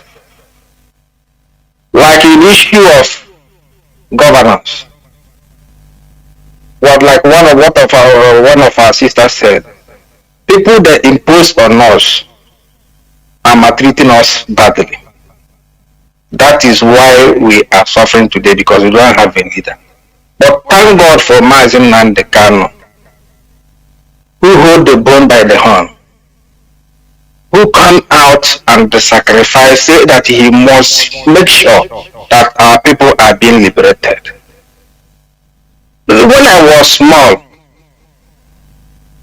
I can go to any home, drink, eat. Even that time, many of our people are not Christians. Many are pagans. But now all of us have gone to church. It is hardly you see any pagan in our family, in our relatives now. But it's hardly for us to go to, even in our relative, even our family, to go and drink water, even to eat food. But all of us are Christian. What is happening? That is the problem we are going through today. Religion is part of what we are going through today. When somebody commit evil in the land, and you told the person to come, let us do it in a way of our tradition. You tell you, I have gone to church, but it's the person who created that problem. He will run to church where he will be saved. And another problem is that look at, you see our political elite today now. They know that we don't have international airport. They know that we don't have sea airport. They know that all those amenities where our people need to survive, like Aba need electricity, all those, they know all those things. But they can't say anything because they are not for the people. You see, some of our people today, they import some goods out of the country, and the Fulani man will seize it. And that container they seize, they will give it to their brother without paid anything. And that their brother will carry that container or any other goods to our place. And the same goods you spend the hard earned money to import. Fulani will come to our land and selling it 5 naira. Why are you supposed to sell that thing at the rate of 10 naira in order to make your money? They say, if your brother that is killing you, see this Fulani selling this thing 5 naira. Why are you selling it 10 naira? You want to kill your brother. You are because of your brother. But not knowing that this is the hard-earned money of your brother, the Fulani seized and gave it to his brother and came to our land to destroy our economy. That is why our people will tell you things are cheap in the Lagos, things are cheap in the Kaduna. Our people are leaving the land to go to Kaduna, to go to Lagos. Here we will see a better life to live, impoverishing our people. So what we are going through is numerous. But I thank God for Mazi Nnamdi Kanu who come and form this IPOP for us to know that we are family. Even some of us in IPOP, they are nothing to write home about. But we are bearing it. But I know that one day all those things, because let me tell you, before this IPOP, I joined IPOP 2009. I had a dream. What the Bible told me in the book of Luke chapter 4 verse 18, he said, the Spirit of God is upon me, accusing me to bring a good news to the poor, to liberate those that are in captivity, those that are blind, those who are held captive. That is the message that I say. Where is this message coming from? Before I start hearing Radio Biafra and I joined 2013. I know that our people will be liberated, but it's going to take a time, and it will make our people to be. When we go through, finish all these things we are going through now, when we go to that land, we will hold this jealously. Because if our people if millions have gone out of the land because of the preaching of Mazi Nnamdi Kanu, have brought some back. Some have gone anything because no leadership, nobody to direct. That is why you see people doing anyhow. But thank God today. Let me tell you now. This things you mentioned, Kaduna Riot, Kanu Riot, Broken. Since we started this IPOP, have you had any Kaduna Riot again killing Igbos? Even Fulani are smart. British is telling them anything, any cost, any harm you cause. Like these people have put fuel all over the country, looking for somebody who will put it matches. Fulani know those things. That is why we haven't had Igbo people are being killed in the north. They are killing all these places. They are smart. They know what is going on. But it left our people to take precaution and know that there is danger ahead. But I know that what makes our people to be going astray, very soon all those things will end. Through this Biafra issue, all these things will end because our people are good people. But Nigeria has made our people to become demons. And I pray this issue must end very soon. In the name of Chukwu Kadiama. You say? Thank you, my brother. Yeah, well, thank you. Remain blessed. Just as my brother said, these killings, there is no more open killings of our people in the north as before. Before they do it openly with impunity. But now, do you know what they used to do? They do it secretly in the north. They kill our people, but secretly. When you had done a Bukuna Hagari one way or the other, and the parents or the family will keep quiet. And they one Nigeria, even that's it. That's what they do. You understand? So we must continue. I have a caller on WhatsApp. Caller on WhatsApp. Welcome to the program. Thank you, my good brother, Mazi Johnathan Chinedu. There, well, welcome. Thank you, sir. Great IPOB all over the world. I remain Mazi Nnamdi from Dubai. Mazi Johnathan. When I look at the character of our people today, it makes me sick. And I must tell you, Mazi Johnathan, this is not the main character that our people possess from the beginning. British and the Fulani Janjaweed made our people to be like this after the war. It's after the war all this selfish life started. After the war, British Fulani Janjaweed Nigeria government give our people 20 pounds and onye ọbụla amanye isi na ebe Solian, ụfọdụ amanye isi n'ugwu Hausa, ụfọdụ amanye isi na Lagos. Otu a ka anyị bido wee na-eme excavage all over the world. So ọnọdụ anụwa ọbụla ka anyị dị na mbụ, ọbụla otu a ka anyị dị wee na-eme na mbụ. Ife ndị a niile bụ wee game plan ndị British. This is how British want our people to be. But I thank Chukwuka Abiyama for the coming of our leader Mazi Nnamdi Kanu and the coming of great IPOB all over the world. These people made our people to be selfish and greedy, and that is what is going on in our land today. Everybody believe okay no ngwere n'ụzọ, oya ndị ba ikwe. Okay no ngwere n'ụzọ. Na amara na good government bụ chukwa na fire n'ụwa anụwa. Good government will make everybody to live a good life, not individual. With individual you cannot do anything. With individual you cannot do anything. That is why all these selfish leaders in our land believe on their individual. Have you done that governorship or senatorship or House of Assemblyship to ime ka ọnọdụ dịrị ndị mmadụ na mba ha na-aga ebe ikere national cake fa na national cake fa ka fada gị kele ebe afọ. That is how we be.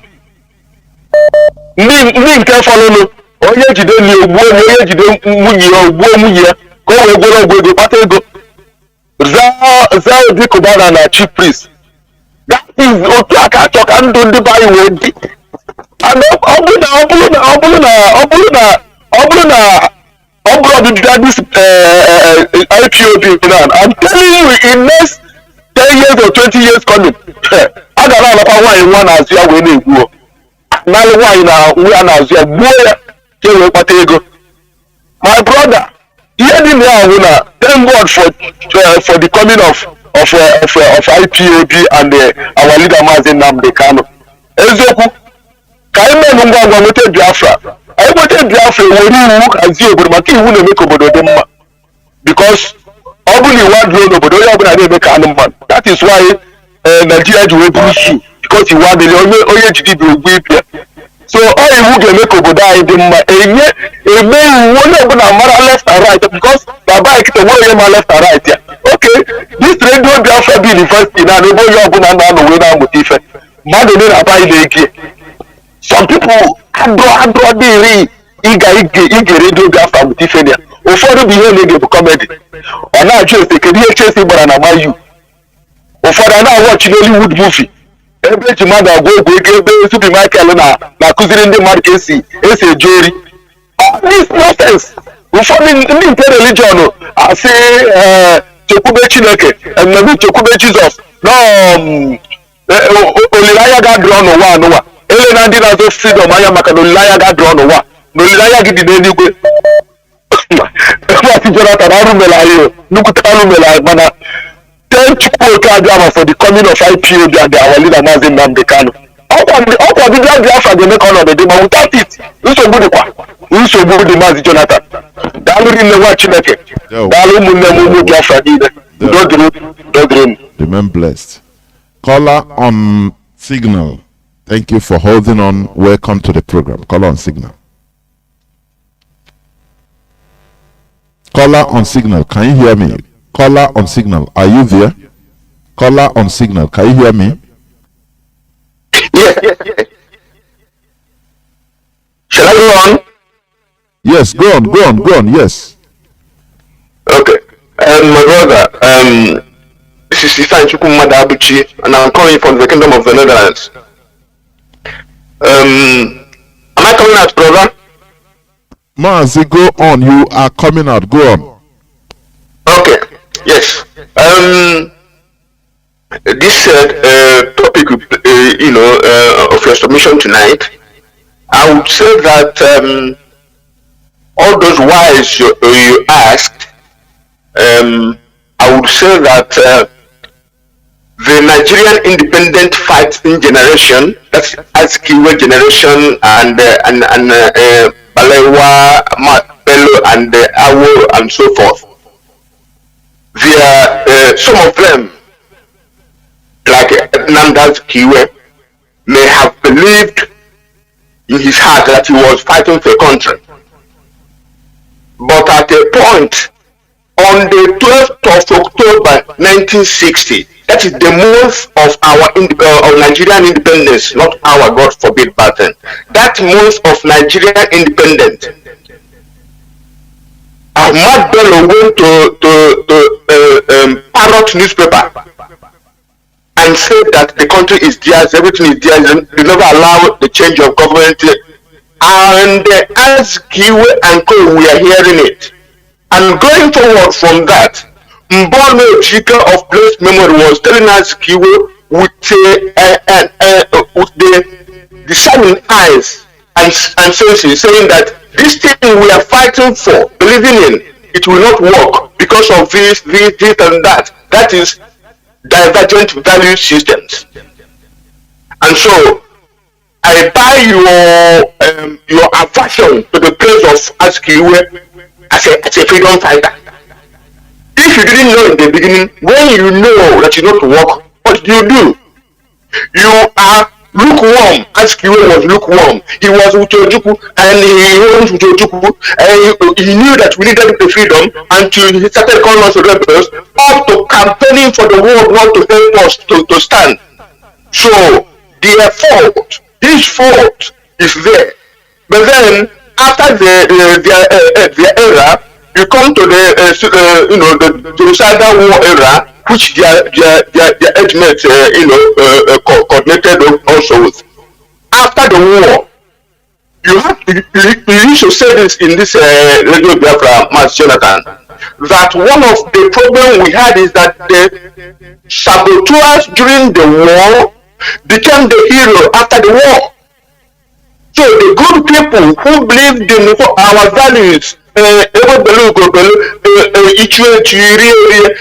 hard work and probity, equity, and justice, all those are people who believe in that was relegated to the back burner, to nothingness, and the rogues and traitors and saboteurs became the heroes of the time. And now the consequences of that is that people who grew up, who are now in political class, are showcasing that roguish attitude because they have to work for the Fulanis in order to make money, regardless of killing their people, regardless of disadvantaging their people. Now these people have no honor. You go to HAUSA, they will put the sheet around their head. Is that your value? Is that what you believe in? No. But why do you have to suffer that? Why do you have to go through that? Because you want to be relevant in the politics of the damn nation called Nigeria. That is, they sell their soul. When they sell their soul, to sell their people is easy for them. And that is what we are suffering now in the current political class. Then you come to those who are supposed to succeed this political class. You can say the youths. The youths have had bad examples from this do everything for power and money political class and the society that have become our people after the genocidal war. So these children, they need reorientation. That is what your job you are doing. You must be conscious of this, that Radio Biafra, yourself and all our presenters are doing the job of reorienting our people, that money is not everything, that honor is everything, and that government is the God we see, not the GO who will be taking tithe and offering every day. It is your government that is working for you. If they refuse to work for you, you sack them in due time. That is the orientation our people need to get.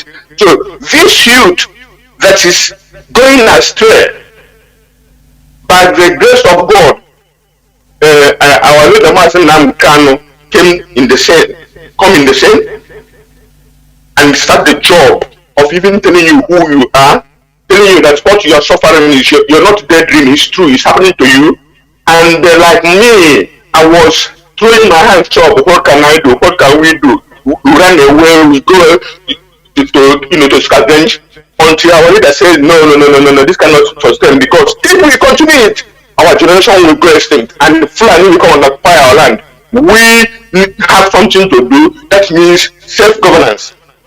That is where we are working now. Every Biafran should know that the only thing that is going there to remain ourselves with our values is to restore Biafra, and then we know that Britain had an issue from the setting up of from going from Royal Niger Company when they made it Nigeria, amalgamating the Southern Protectorate and Northern Protectorate.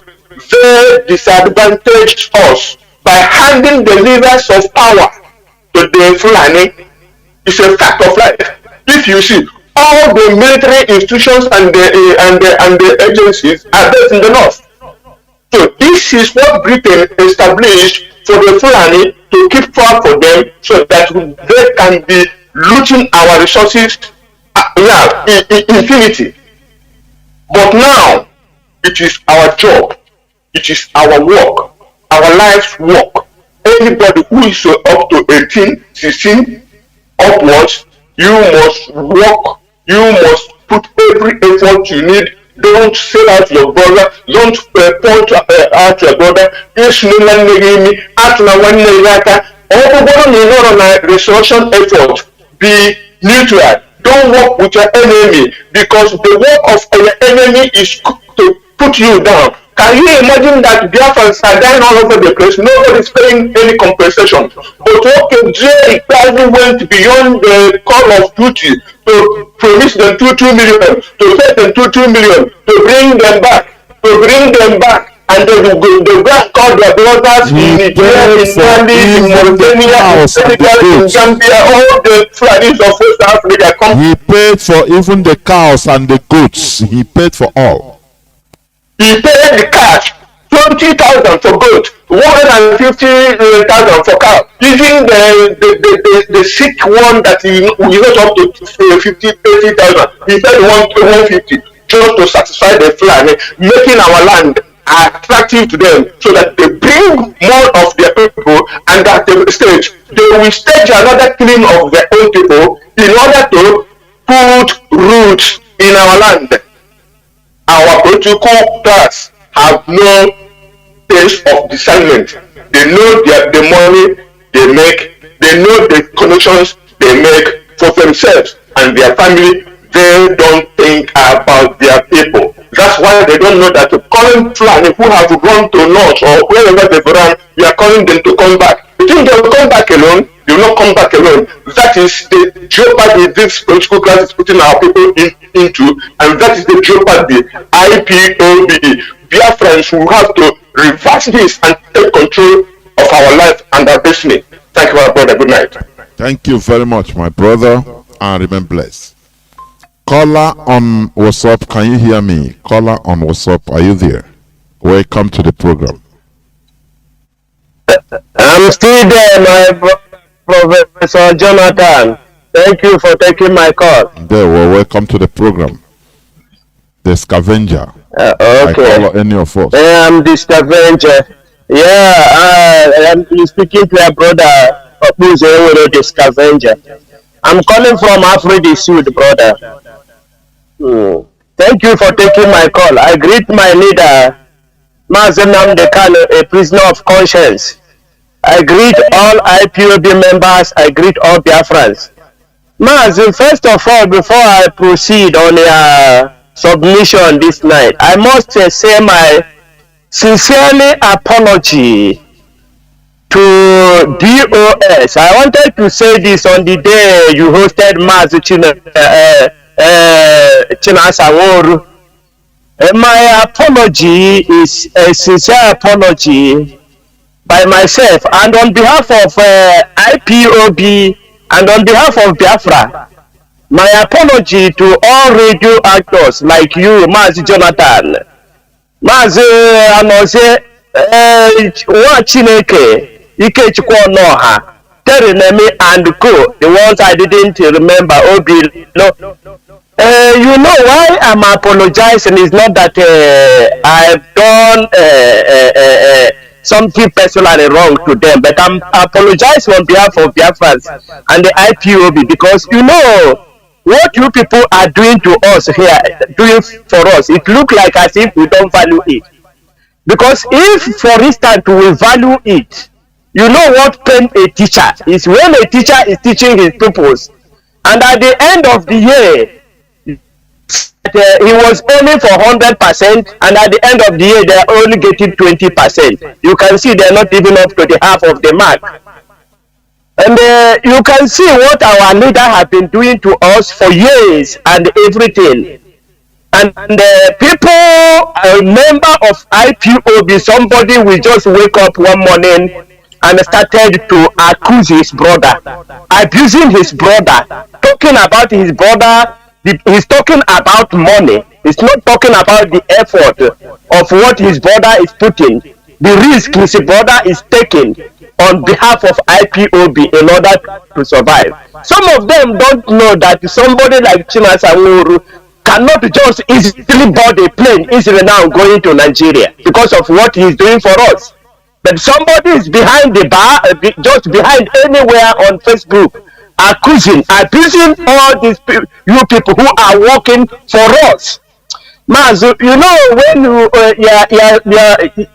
your submission today, you know, we have been talking to the extent that our mouth is not have bent because of talking. And somebody like you keep on talking, you will talk even sometimes 3-4 hours here. But still yet, somebody who have listened to our leader, Mazi Nnamdi Kanu, for 3, 4, 5 years, cannot differentiate between what the difference between red and maroon. Because red and maroon is not same thing. But anyway, just accept, all of you accept my sincere apology on behalf of all IPOB. And I hope that one day, that even our youth, who are now making us to talk all the time, who we are talking to save, we are trying to save, whom we are fighting this for, because we don't want them to suffer what we have suffered, what we have gone through in the world, what we have suffered, are still not trying, are still not understanding what we are doing. We hope that one day they will just pick up phone like this and say their apology to us. Mazi, you talk about it. You know what I want to ask is that can anybody tell us when this slogan Igbenweze started? Because I find it very, very difficult to understand what they mean by Igbenweze. Because I don't understand if there is any race. Hello? Yeah, go on. What I'm asking, can you explain to us? Did you understand when they start this slogan, Igbenweze? It's not original to us, honestly, because when you study the history of our people, we have Aro Confederacy at the early time, very early time, 16th, 17th century, or even more. Aro, that is Aro Chuku. So the only thing is that we always operate on true federalism. That is why we are Republican in nature, naturally. But that republicanism, the coming of the colonial masters, the Europeans, they saw it, they were shocked. They, out of animosity, they don't want to project the real history, what they saw in our land, what even we contributed. Listen, even this woman, what do you call it, woman feminism or woman rights, let me call it woman rights they are advocating now. They saw it in our land and they destroyed it, Britain. So for you to understand that all these things they are doing, or this and that, that is not true. The only thing is that, just as the clip I played, Igbos don't follow anyhow person.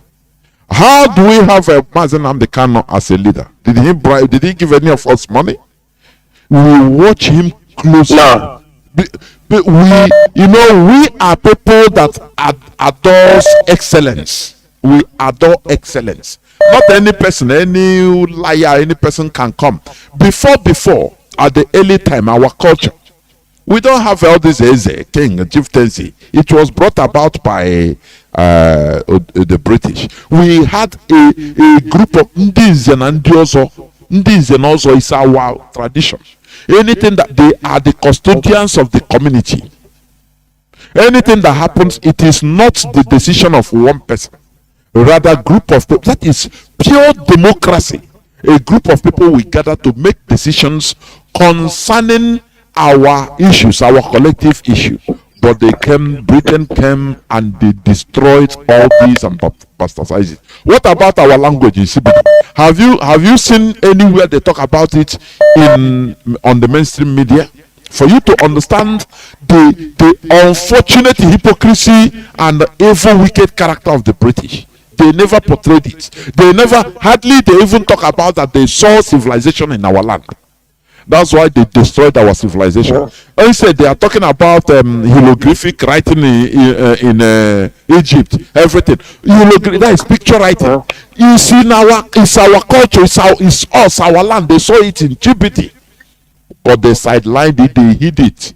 So that they don't bring it out, so that people will not say, these people, they had this type of civilization, which even they learned from the British. So please go on. Yeah.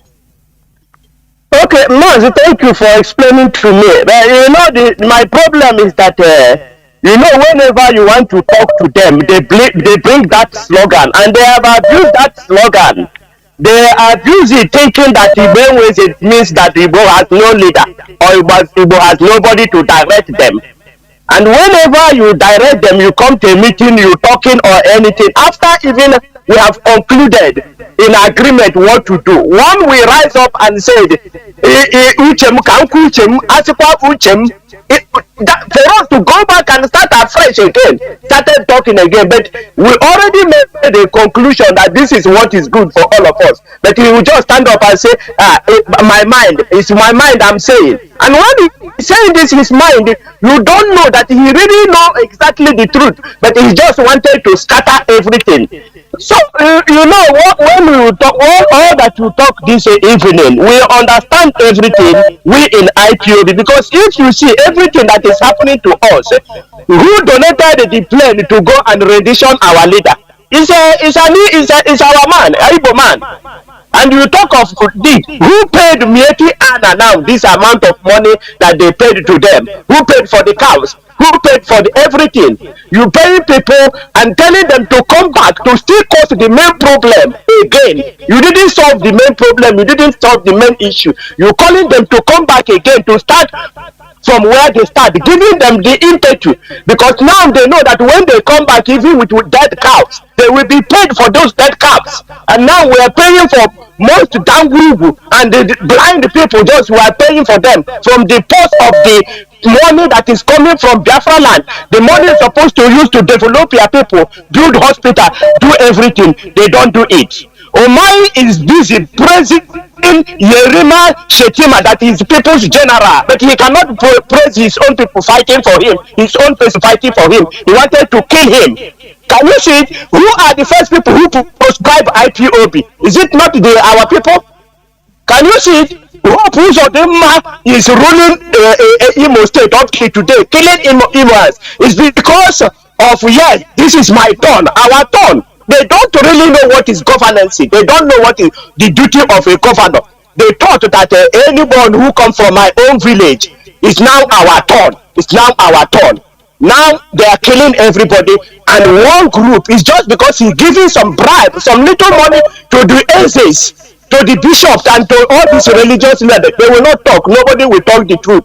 That means all end in this envy, greed. That is what. But what we are praying is that for Biafra to come, because our leaders have already made it clear. We will use law. And the only way we can now reach to this stage where we wanted is a revolution, because these people, they are irredeemable. Thank you. Irredeemable. You cannot do, they will never change. Thank you for taking my call, Mazi. There was. Biafrans, I love you. IPOB members, you are my blood. Thank you. There were. Caller on signal, you have been there. Welcome to the program. Caller on signal. Can you hear me? Caller on signal. My name is Osondo. There were. Welcome to the program. Go on, please. Go on. I want to contribute to your question that says why are Igbo the way they are. First of all, our sister that called a while ago made mention of orientation. But I want to start from here. Our problem started from when the colonialists first came, the first people that invaded our land, the foreigners that first invaded our land, they all saw what we have as our mineral resources and what we have in our brain that we can compete with them. So as they have their agenda, they came and they tried to educate us to their own way, that they will use us for their own benefit. They went back, some of them went back, and when they came back again, they brought Bible. In the Bible, it was translated, and it was translated to their own benefit as well. Thereafter, they started imposing pastors and reverend on us, but our pastor refused to understand that all these things are for their own good. Now the pastors we have now are all doing that for money. And again, they don't know that money is not everything, like you said a while ago. Some value money, value valuables than freedom. Our people never understand what is freedom, what freedom is all about. That is why we keep sending our children not to go to school, because of the situation of the country, Nigeria. Then we keep sending our children to go for boy. I'm sorry, I am one of them. But since the coming of Mazi Nnamdi Kanu, I understood that money is not everything. So those who are sending their children for boy, those children will also have the mentality of I want to make money. I want to make money. Mazi, let me say something here. Sending our children to do boy, it is not a bad thing, because it is a social way of helping ourselves. We are in a system where we receive no help.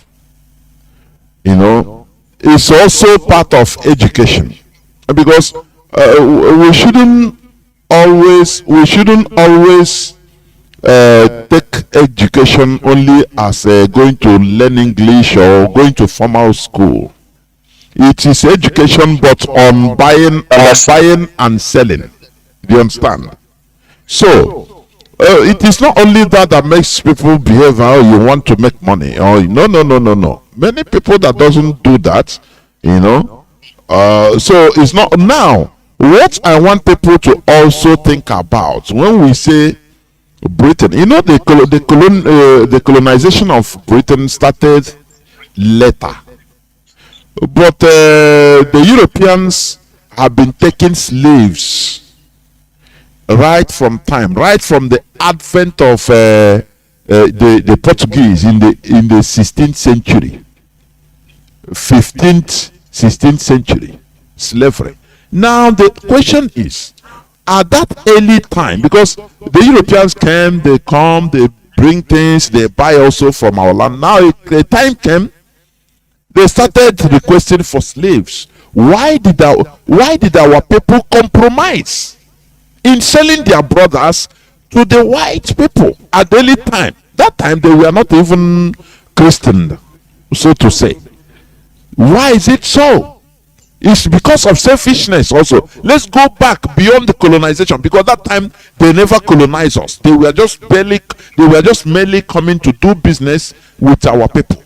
Little by little, they come, Portuguese, English, French, they come, they bring one thing and they give. At the time, they started demanding for, go and bring your brothers. Go and bring your brothers. And some people, our people, okay, those other community, they are, hey, don't worry, let's go and conquer. They will go and conquer them and take some of them as slaves, sell to white people.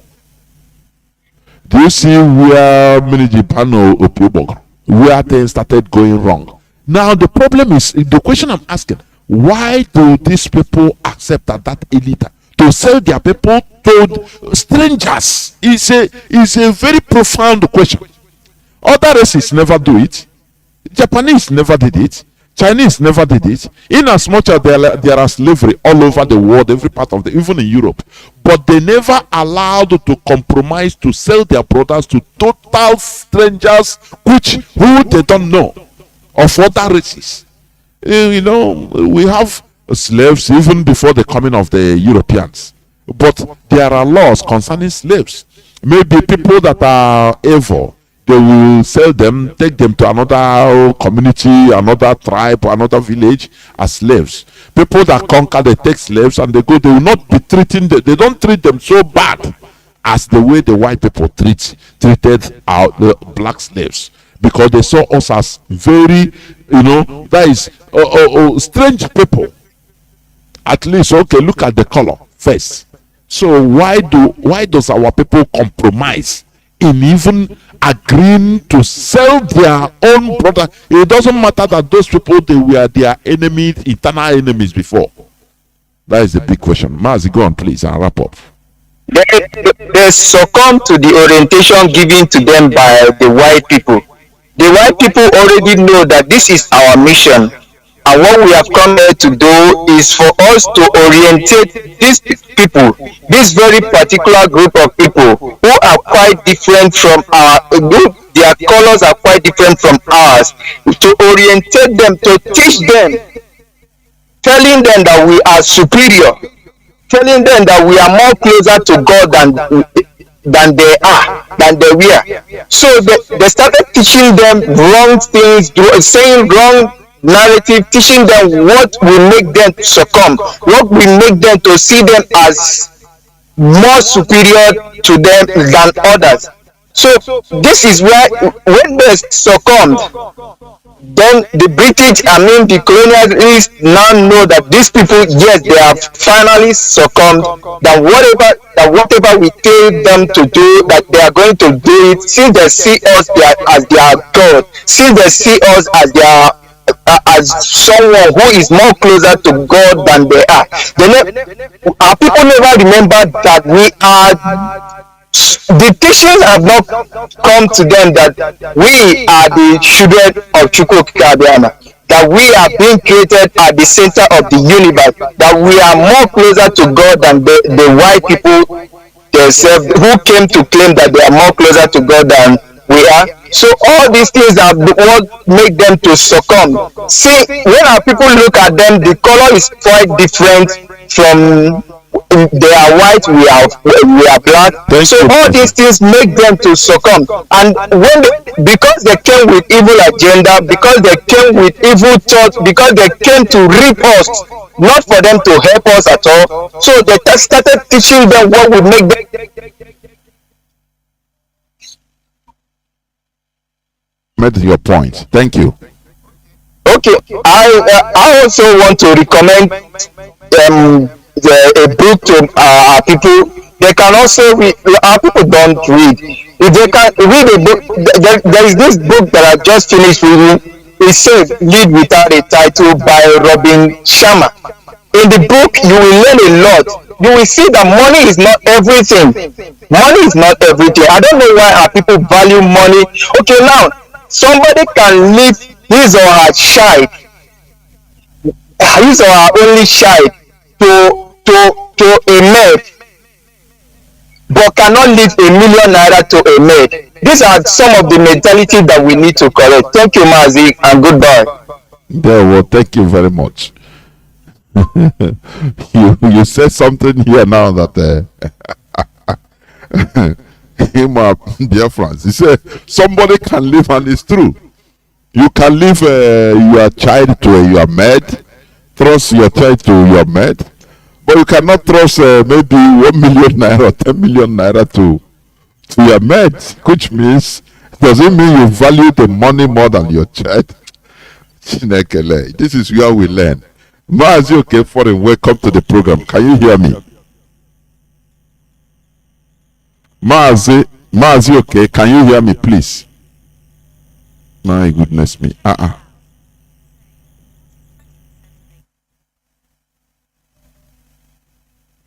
You know, we must continue, please. We must continue.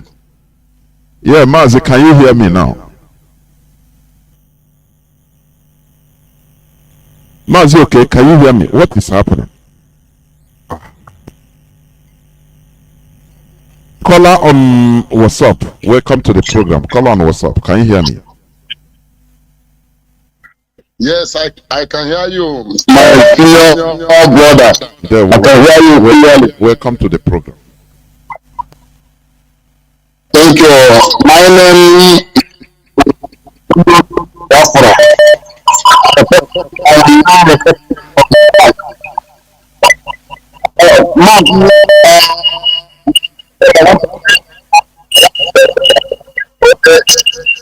Are you, I don't know, your voice, what is happening?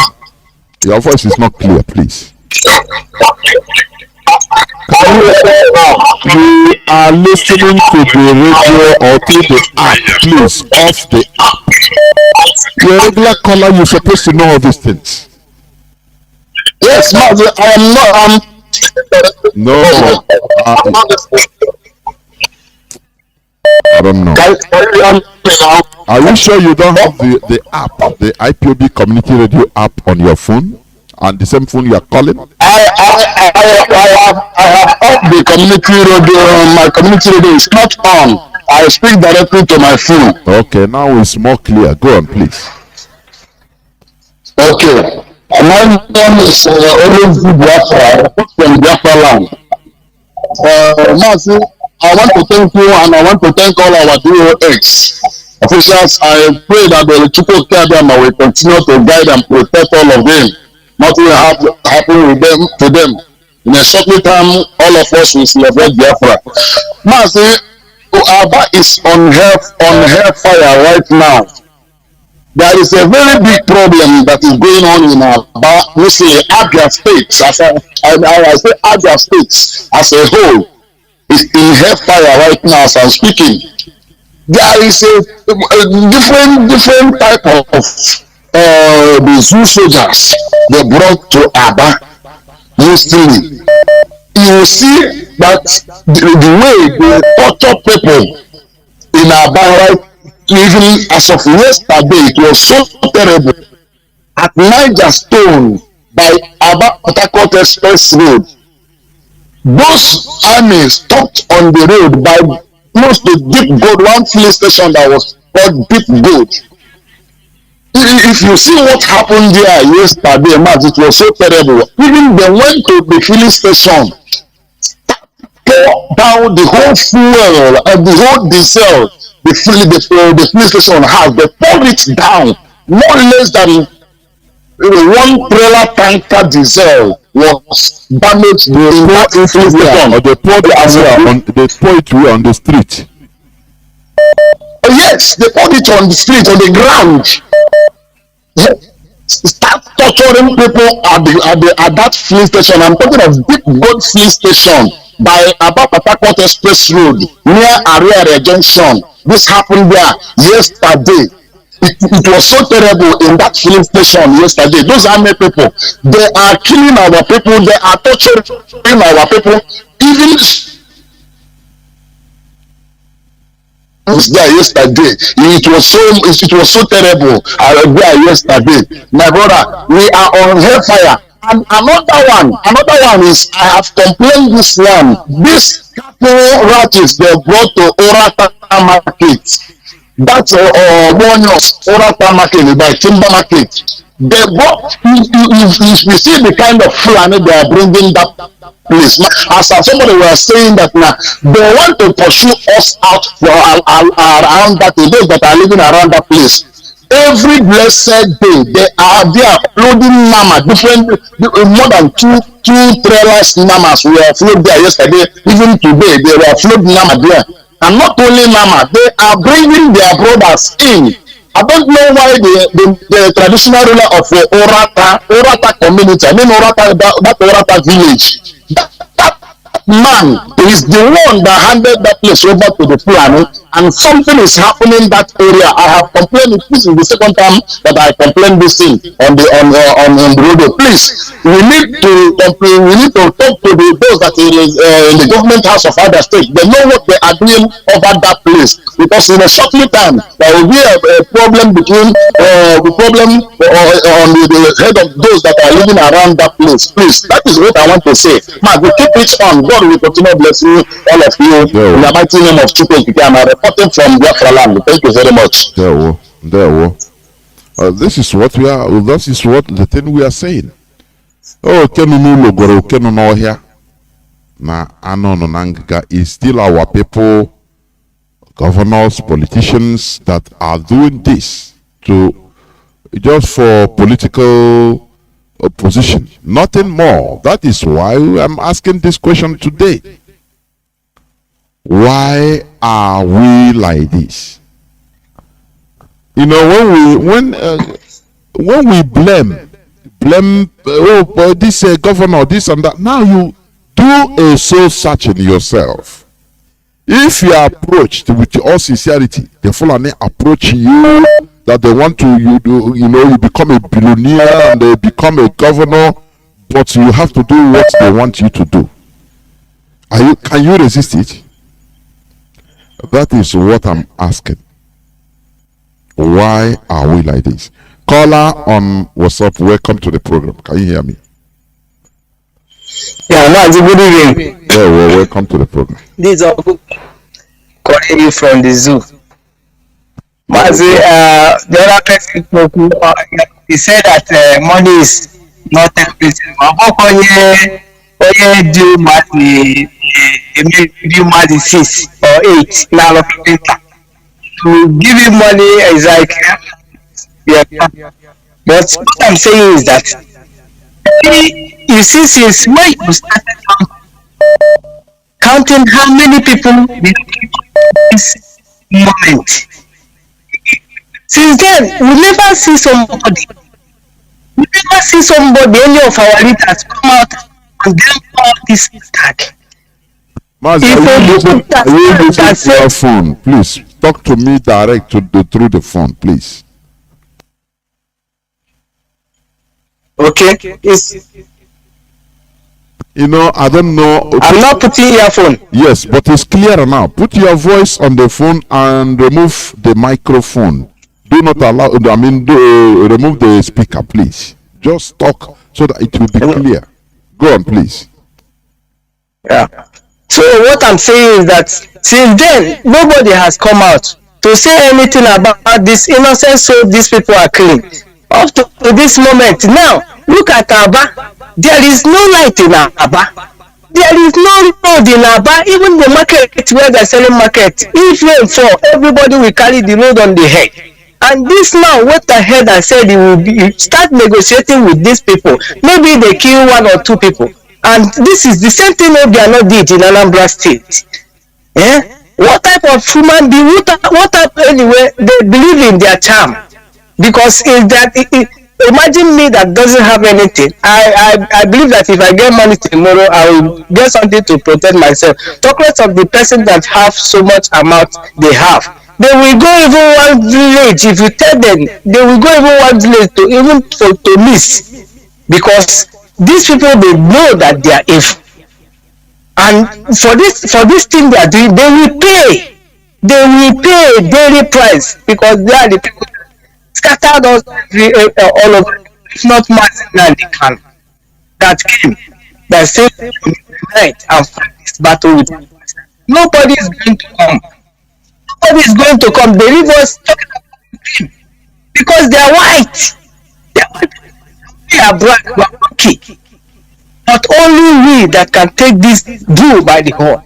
We will stand together, we will fight this thing together, we know that we will make sure that these people leave us alone.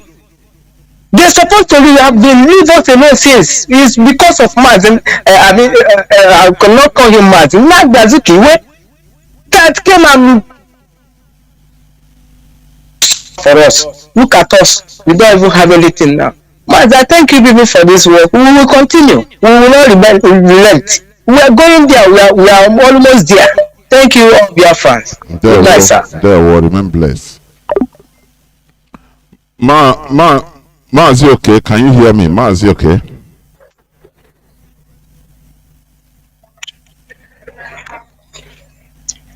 Hello? Yeah, go on, Mazi, okay? Call on, what's up? Hold on, I'll come to you. Mazi, okay, go on. Yeah, my brother Conrad, good evening from here. What's up, Poland? I'm okay for news. Okay? I am from Omaka in our province of Biafra land. Yeah, our leader is Mazi Nnamdi Kanu, member of the president, and all the listeners will continue to appreciate them. Mazi, I don't know if you see what has happened. When we tell our people that these Fulanis, they are politically inclined. Mazi, the news making headway before I go to my topic is that Hush Puppy died in America today. Mazi, before you, can you confirm what you are saying, please? Before, whether it's authentic. We don't give fake news. And in the zoo today in Lagos, the court sentenced Evans to death. Today is BBC 7 hours ago. And Mazi, what is this showing us? That all these people, they are feeling what they are trying to destroy every evidence about this Abakari. You can see now he's involved in drug. What they are trying to do, because America wanted at all costs. The Fulanis, these people have brain. They want to jail that man in Nigeria, and tomorrow they will release him and he go to the anywhere and start living life. And they'll tell he's in jail. Now they are destroying the whole evidences against him. That is one. Mazi, now when we tell people that Zeke kept us in this situation we are today, people seem not to understand it. Ahmad Bello read in the same, he was in UK, he read in UK, he was broadcasting in London before the independence, 1956, he made that statement. Did Zeke challenge him? No.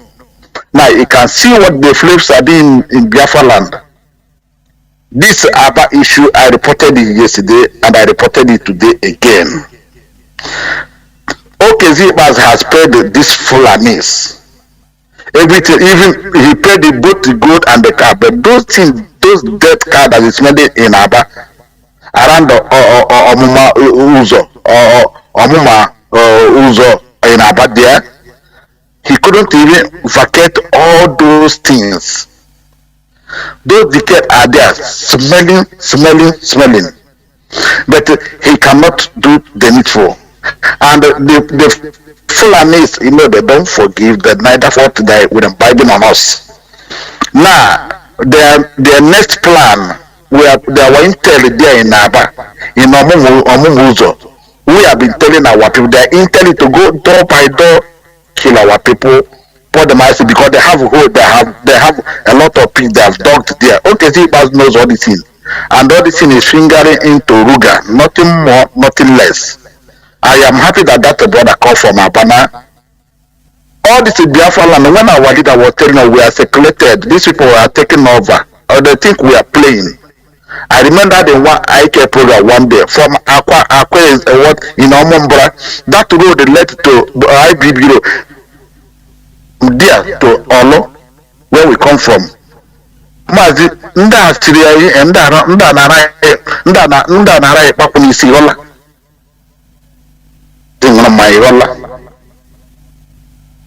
Zeke was there.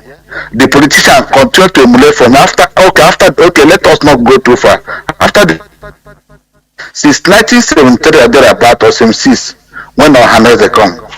Can anybody come out and tell us this is what one mega thing in Biafra and that call it university, call it industry, call it whatever. They don't even have a place they need. They say this is their own. And when we start shouting here, somebody will say we. But and it's blabbing everywhere. when they talk, the useless effluviums in Biafra land sneeze. When if that man, who is that man? On the open. This is why some time ago in December, Biafra State, the Fulani man said it is in video. You saw it. That what he did there cannot do it in any other place. Them. Our problem is our own people. Nothing to say more of. All this effluvium is in Biafra land. They are cajoling us. They'll do it to whatever they like. Look at the NSAS that would have put the best. They hijacked it. But analyze it. Mazi, I'll leave it and there were seeking. There were Mazi, okay. There were. But this news that you said, please, it's unconfirmed. For your information, please. Let's not bring a fake news here. What we preach here is gospel. Caller on WhatsApp. Welcome to the program. As we are reaching closer towards the end of this program. So on WhatsApp, please go on. Mazi There, okay. Yeah, Oshimanapo from Caribbean. There, Mazi.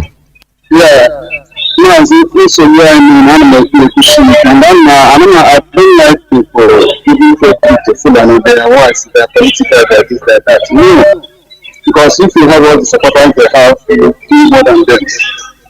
Basically, on your program, on your question, I still maintain, and the whole world know, Satan itself know, our problem is different.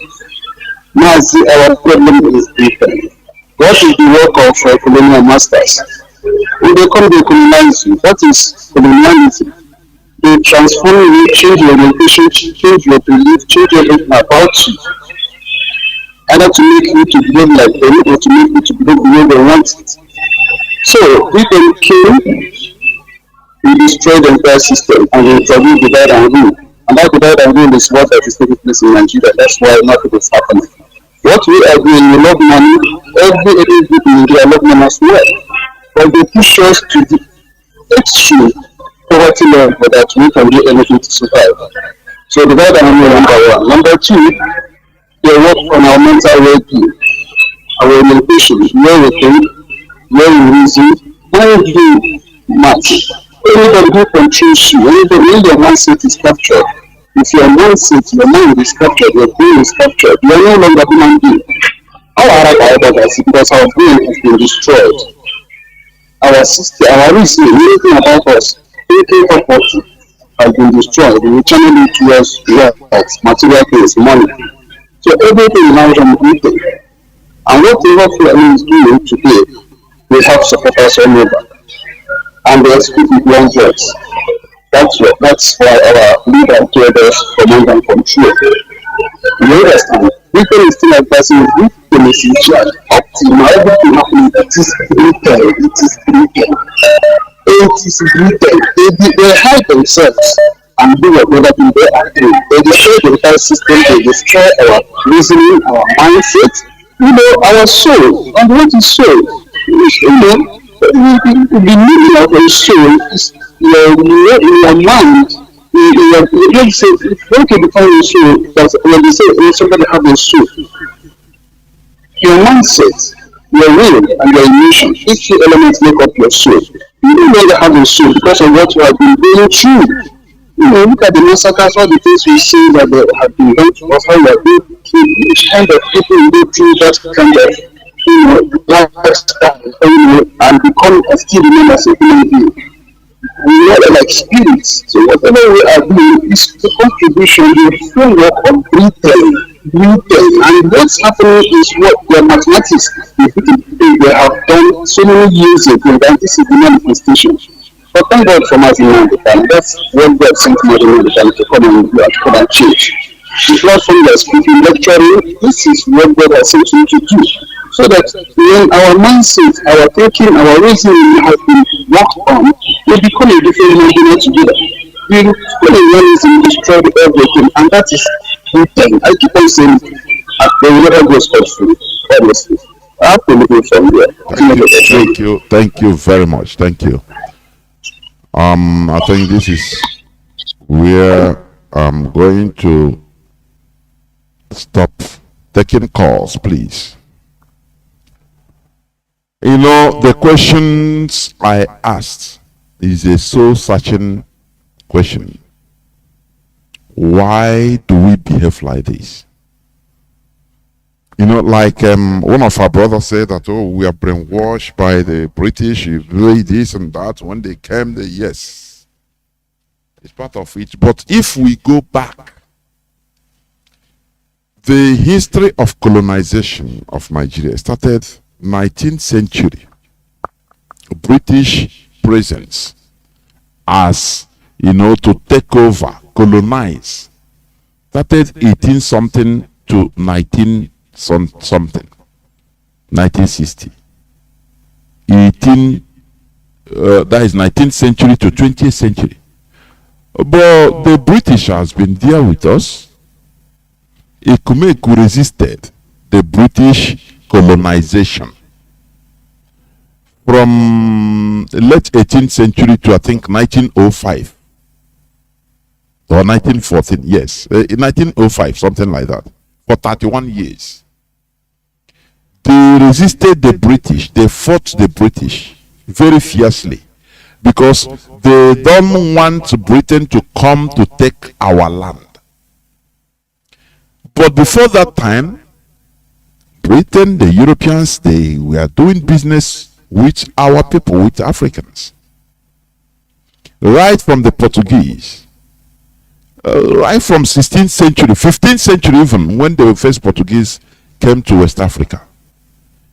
They brought things and they took also, they bought things from us. But within small time, they started making requests for slaves. Listen, that is where the original problem started. Our people, the black race, West Africans didn't say no. Even if we have internal problems among ourselves, we will never capture any of us to sell to strangers. Instead, there was no colonization that time or listed because people don't know. When you don't understand the sequence of history, you know, you will not understand it. But the thing is, they have been doing business with our people without colonization. If you understand me. But they have been taking slaves for many centuries. They came first, they brought matches, they brought this aromatic snap, and they took gold, they took, you know, they bought gold, they exchanged with all these things which we have in our land. And within small time, they started saying, we need people, slaves to carry. And our ancestors succumbed in the name of making money. Yes. We have the other community that we go and conquer them. Now we capture their people and sell to whites. That is the origin of our problem and the problems of black race. It started pre-colonial time even. You understand?